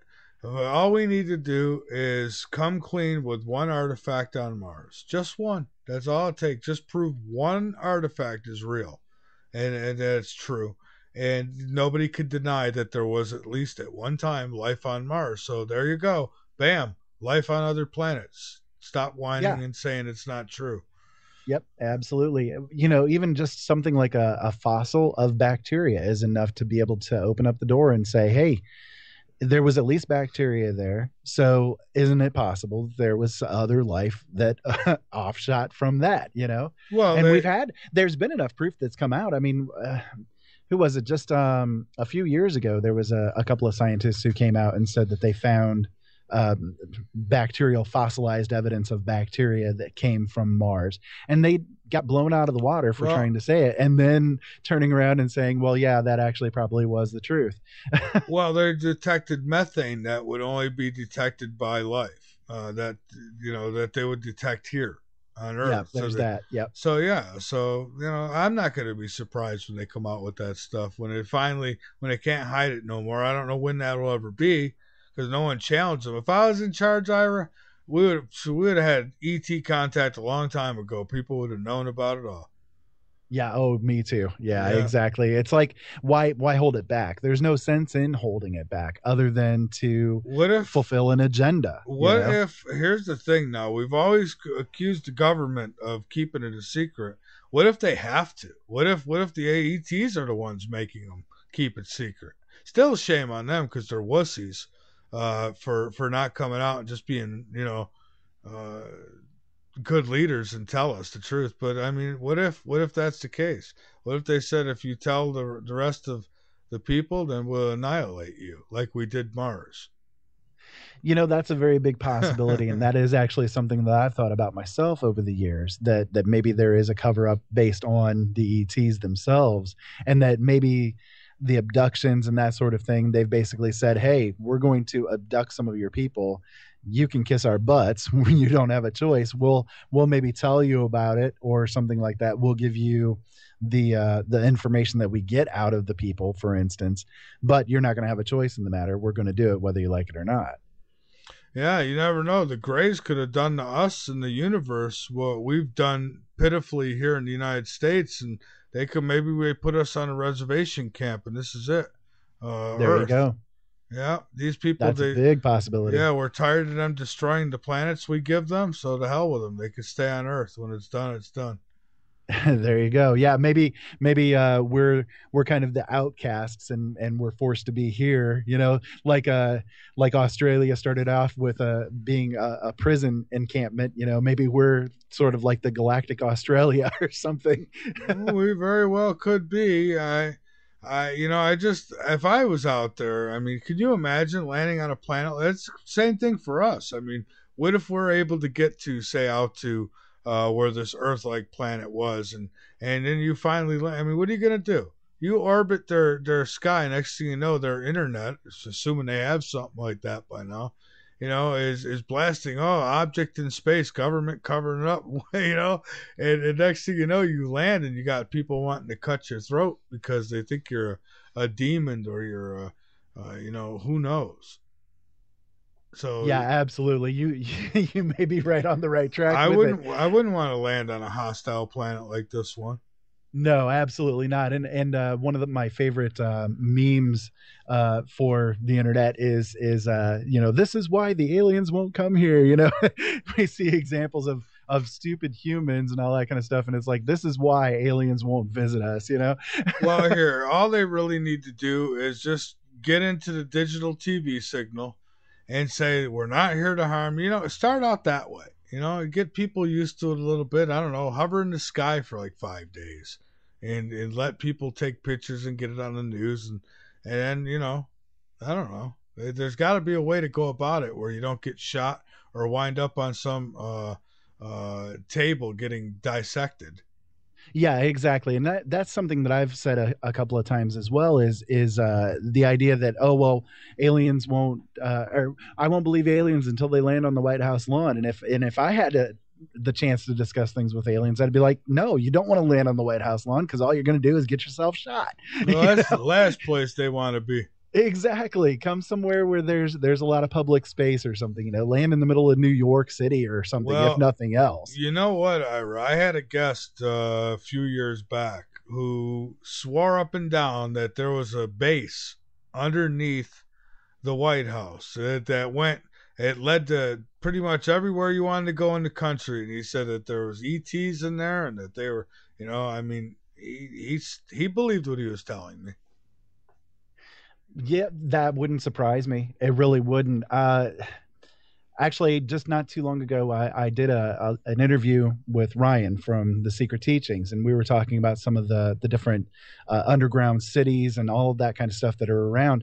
There's evidence that this stuff is out there, that there are these gigantic cities underground, and how much of those have been interacted with just humans, how much of there is alien life down in there.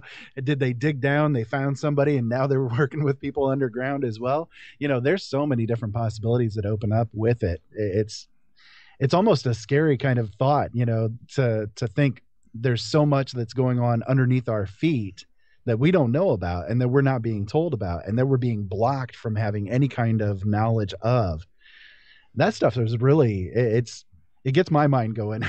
Ira, I wish there was a way to inexpensively get a camera, maybe about the size of a water bottle, and be able to send that sucker up there and orbit the space station so we could watch what's going on. Because I have a feeling if we were able to watch that space station in real time, I think we'd see some things. That really would be interesting. I've seen a lot of videos, and I'll sometimes watch the broadcasts that NASA does. That come from those. I bet that's running video. Yeah. Oh, yeah. I think so too.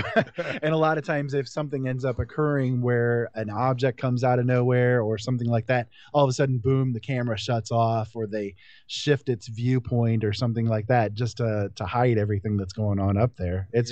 I think there's a lot more going on up there than we're being told. I think there's an entire space program that's going on that we just don't know, that we don't understand. The ISS, I think, maybe actually just kind of the public front for it all. Here's what we're doing in outer space. Ha ha ha. Well, they're not really keeping us informed. If you spend any time agonizing actually and watching any of the fake news, even local, you don't hear about anything that's going on. But you've got to go to alternative sites. You've got to go, you got to dig yourself to find this stuff and find out that these probes are being sent here and there and everywhere. I mean, years ago, it was like big news. Now it's hush, hush. We don't want the slaves to know what we're up to. I mean, can you imagine how well we're being monitored right now? Satellites that are in space. I mean, and think about this too. Why couldn't an alien race link into our satellites and keep track of every damn thing? You want to talk about God knowing what's going on here? Oh, there you go. I mean, just put his headphones on, sit back.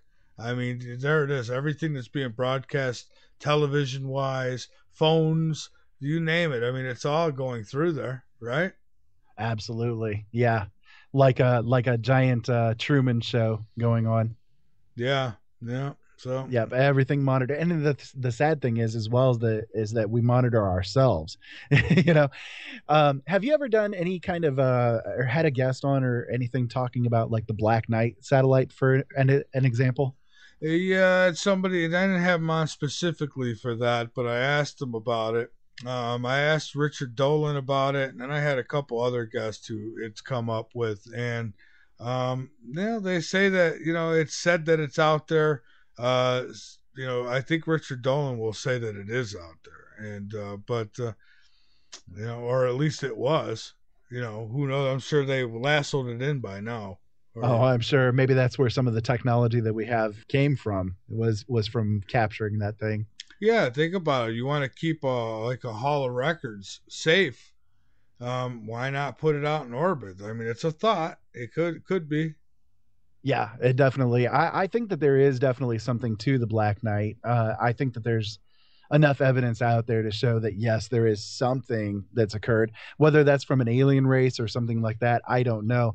My personal thought is that it's something like it's potentially something from one of our past civilizations that we sent up, like a previous space program, for instance, and that this is just kind of a leftover of it.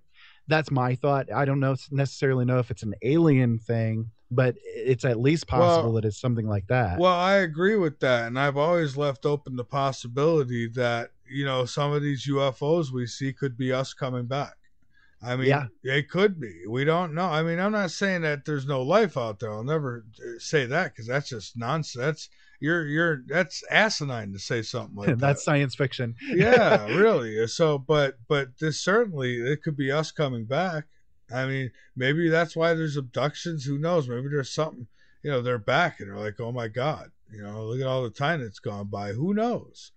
You could be right. Actually, I've never really thought about it that way, but you definitely could be right. That's a new thought for me to explore. Yeah. So definitely a possible, because who knows, maybe in one of those past civilizations, they did send out, colonies out into space, for instance. Maybe we have colonized elsewhere from one of these previous civilizations, and that these are just the colonists coming back to say, hey, we're reconnecting with our host planet, Well, I know of a couple guys who claim that back some 12,000 years ago, they found what would be evidence of actual computers, flying machines, and things like that probably once existed on Atlantis, but they found evidence of it in different writings, in caves and things like this. So this technology existed. Now, who knows? Maybe there was an advanced human race, and maybe there was a Neanderthal type of human race, and maybe one of them was making cave drawings while the other one was flying in the skies. You just never know. I mean, but that's a big possibility. Yeah, if you look into some of the out of place artifacts, the OOP arts, there's so many of them that are out there that show that some kind of technology, much higher technology than what we are understanding about our past, because we're told something that's a lie, that there was some kind of really extensive technology that was going on. You look at the spark plug that was found in coal that's been untouched basically for 5 million years or 50,000 years or whatever, and yet this thing is in there, and it can't be denied. There's the evidence of the little spaceman. The space plane. Yeah, I know. The spaceman. Yes, yeah, exactly. The spaceman, and he looks like an astronaut in his astronaut suit, and then you have the plane. Yeah. Yeah, the plane. Exactly. Yes, exactly. And that there's evidence right there in people's faces. And when they classified these things, they would classify them as being, this is a fertility ritual or a fertility statue or something like that. Oh, this is actually an insect, or it's a representation of a bird. But they were classified back before we had planes. They were classified back before we had a space program. So we look at them now and we say, that's exactly what this is. This is a space guy, or this is a plane. But back then they didn't have a point of reference to say that. That's why I say nothing's been invented, it's been reinvented. You got it. Nothing new and nothing new at all. Yep. Yeah, I strongly believe that. And I think through the decades, it's taken them time to unleash technology. So, yeah, I mean, this is just a possibility. Yeah, it all could have been given to us by aliens, too. I'm not going to throw that out the window.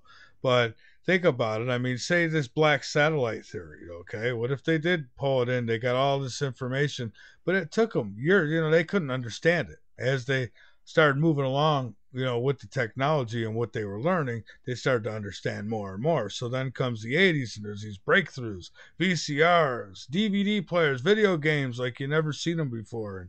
And it just starts busting out, and of course, military technologies they've made out of it, weather modifications, I mean, you name it.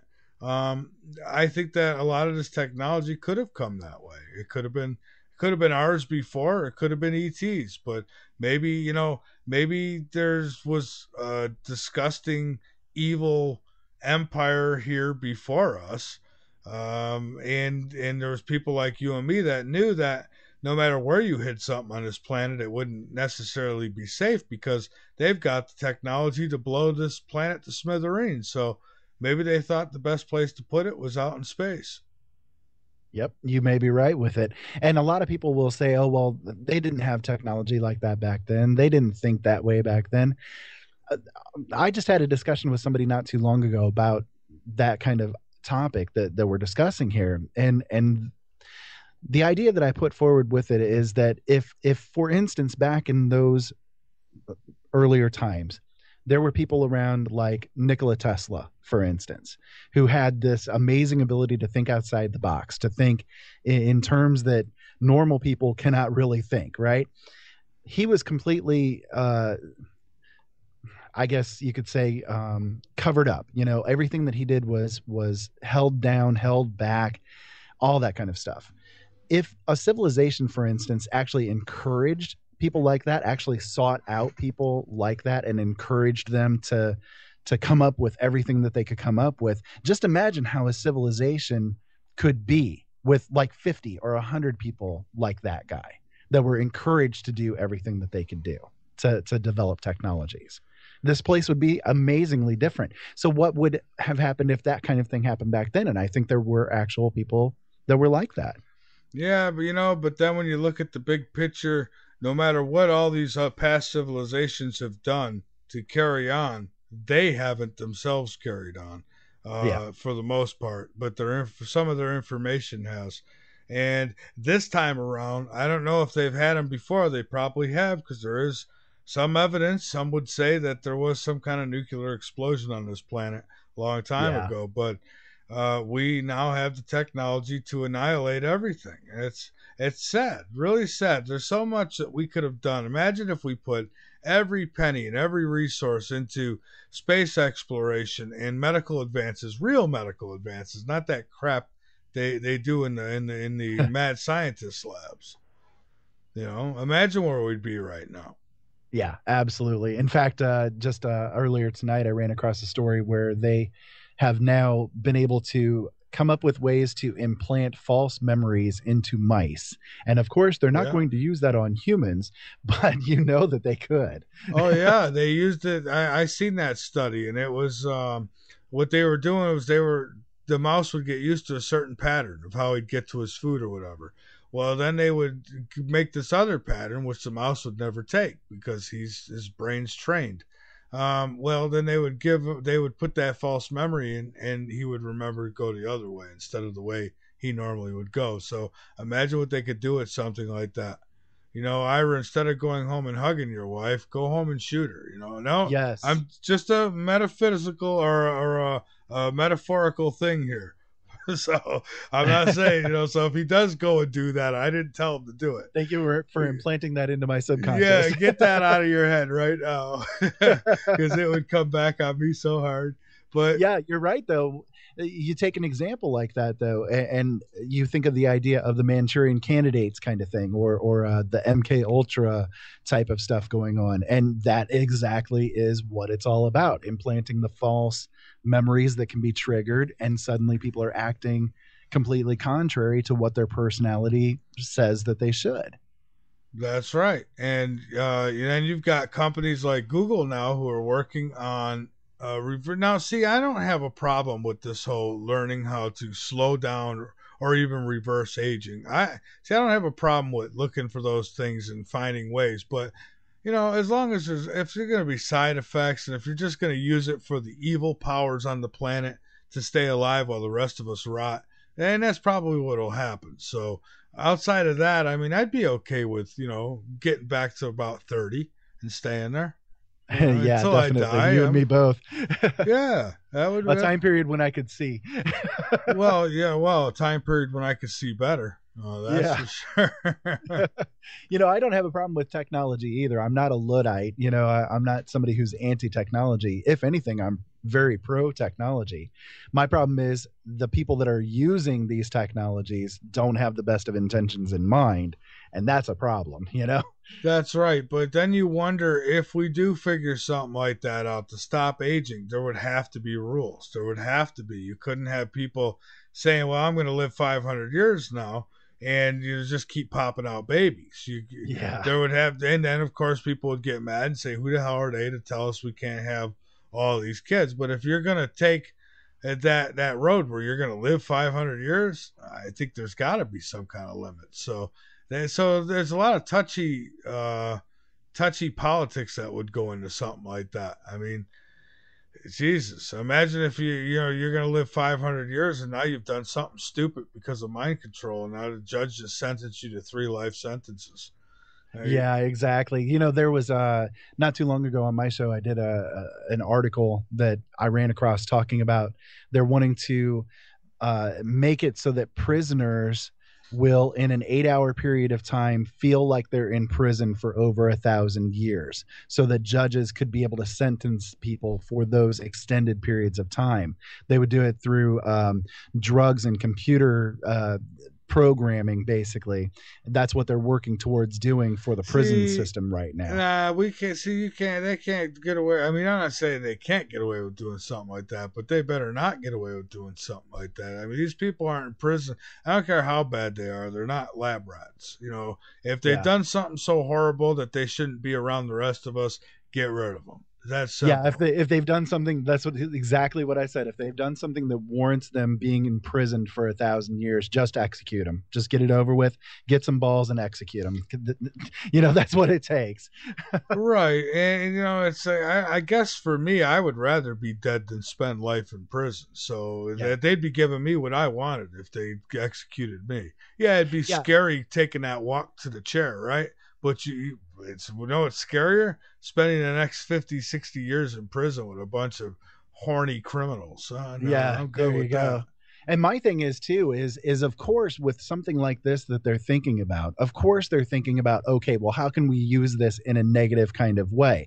Instead of, for instance, saying, well, let's take somebody like Albert Einstein and let him have, in an 8-hour time period, 1,000 years worth of time to be able to come up with everything that he wants to come up with, to think about everything that he wants to think about, something positive, something that could really make a difference with things. Of course, they won't think about that. They're thinking about, okay, well, let's see how we can punish people more. Well, they're having huge advances. I mean, they're almost to the point, they could be there by now and they're just not saying it, but they're almost to the point where what do you want to do with the rest of your life? Oh, you want to build houses? Well, come on, we're gonna put this chip in you and we're gonna program your brain for construction. Now you're gonna just be able to get up tomorrow morning and you'll know exactly what to do to build the house. Well, what happens when they say they're going to upload something like that into your brain, and instead they upload how to be the good little citizen and do what you're told, or how to be a super soldier or something like that. Oh, they're already doing exactly that. How to run everything. It's called television.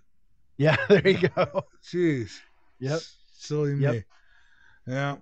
It's so easy to program people, really. It is. It's scary how simple it is to warp people's minds and their perceptions to doing something that they would not want to do under normal circumstances.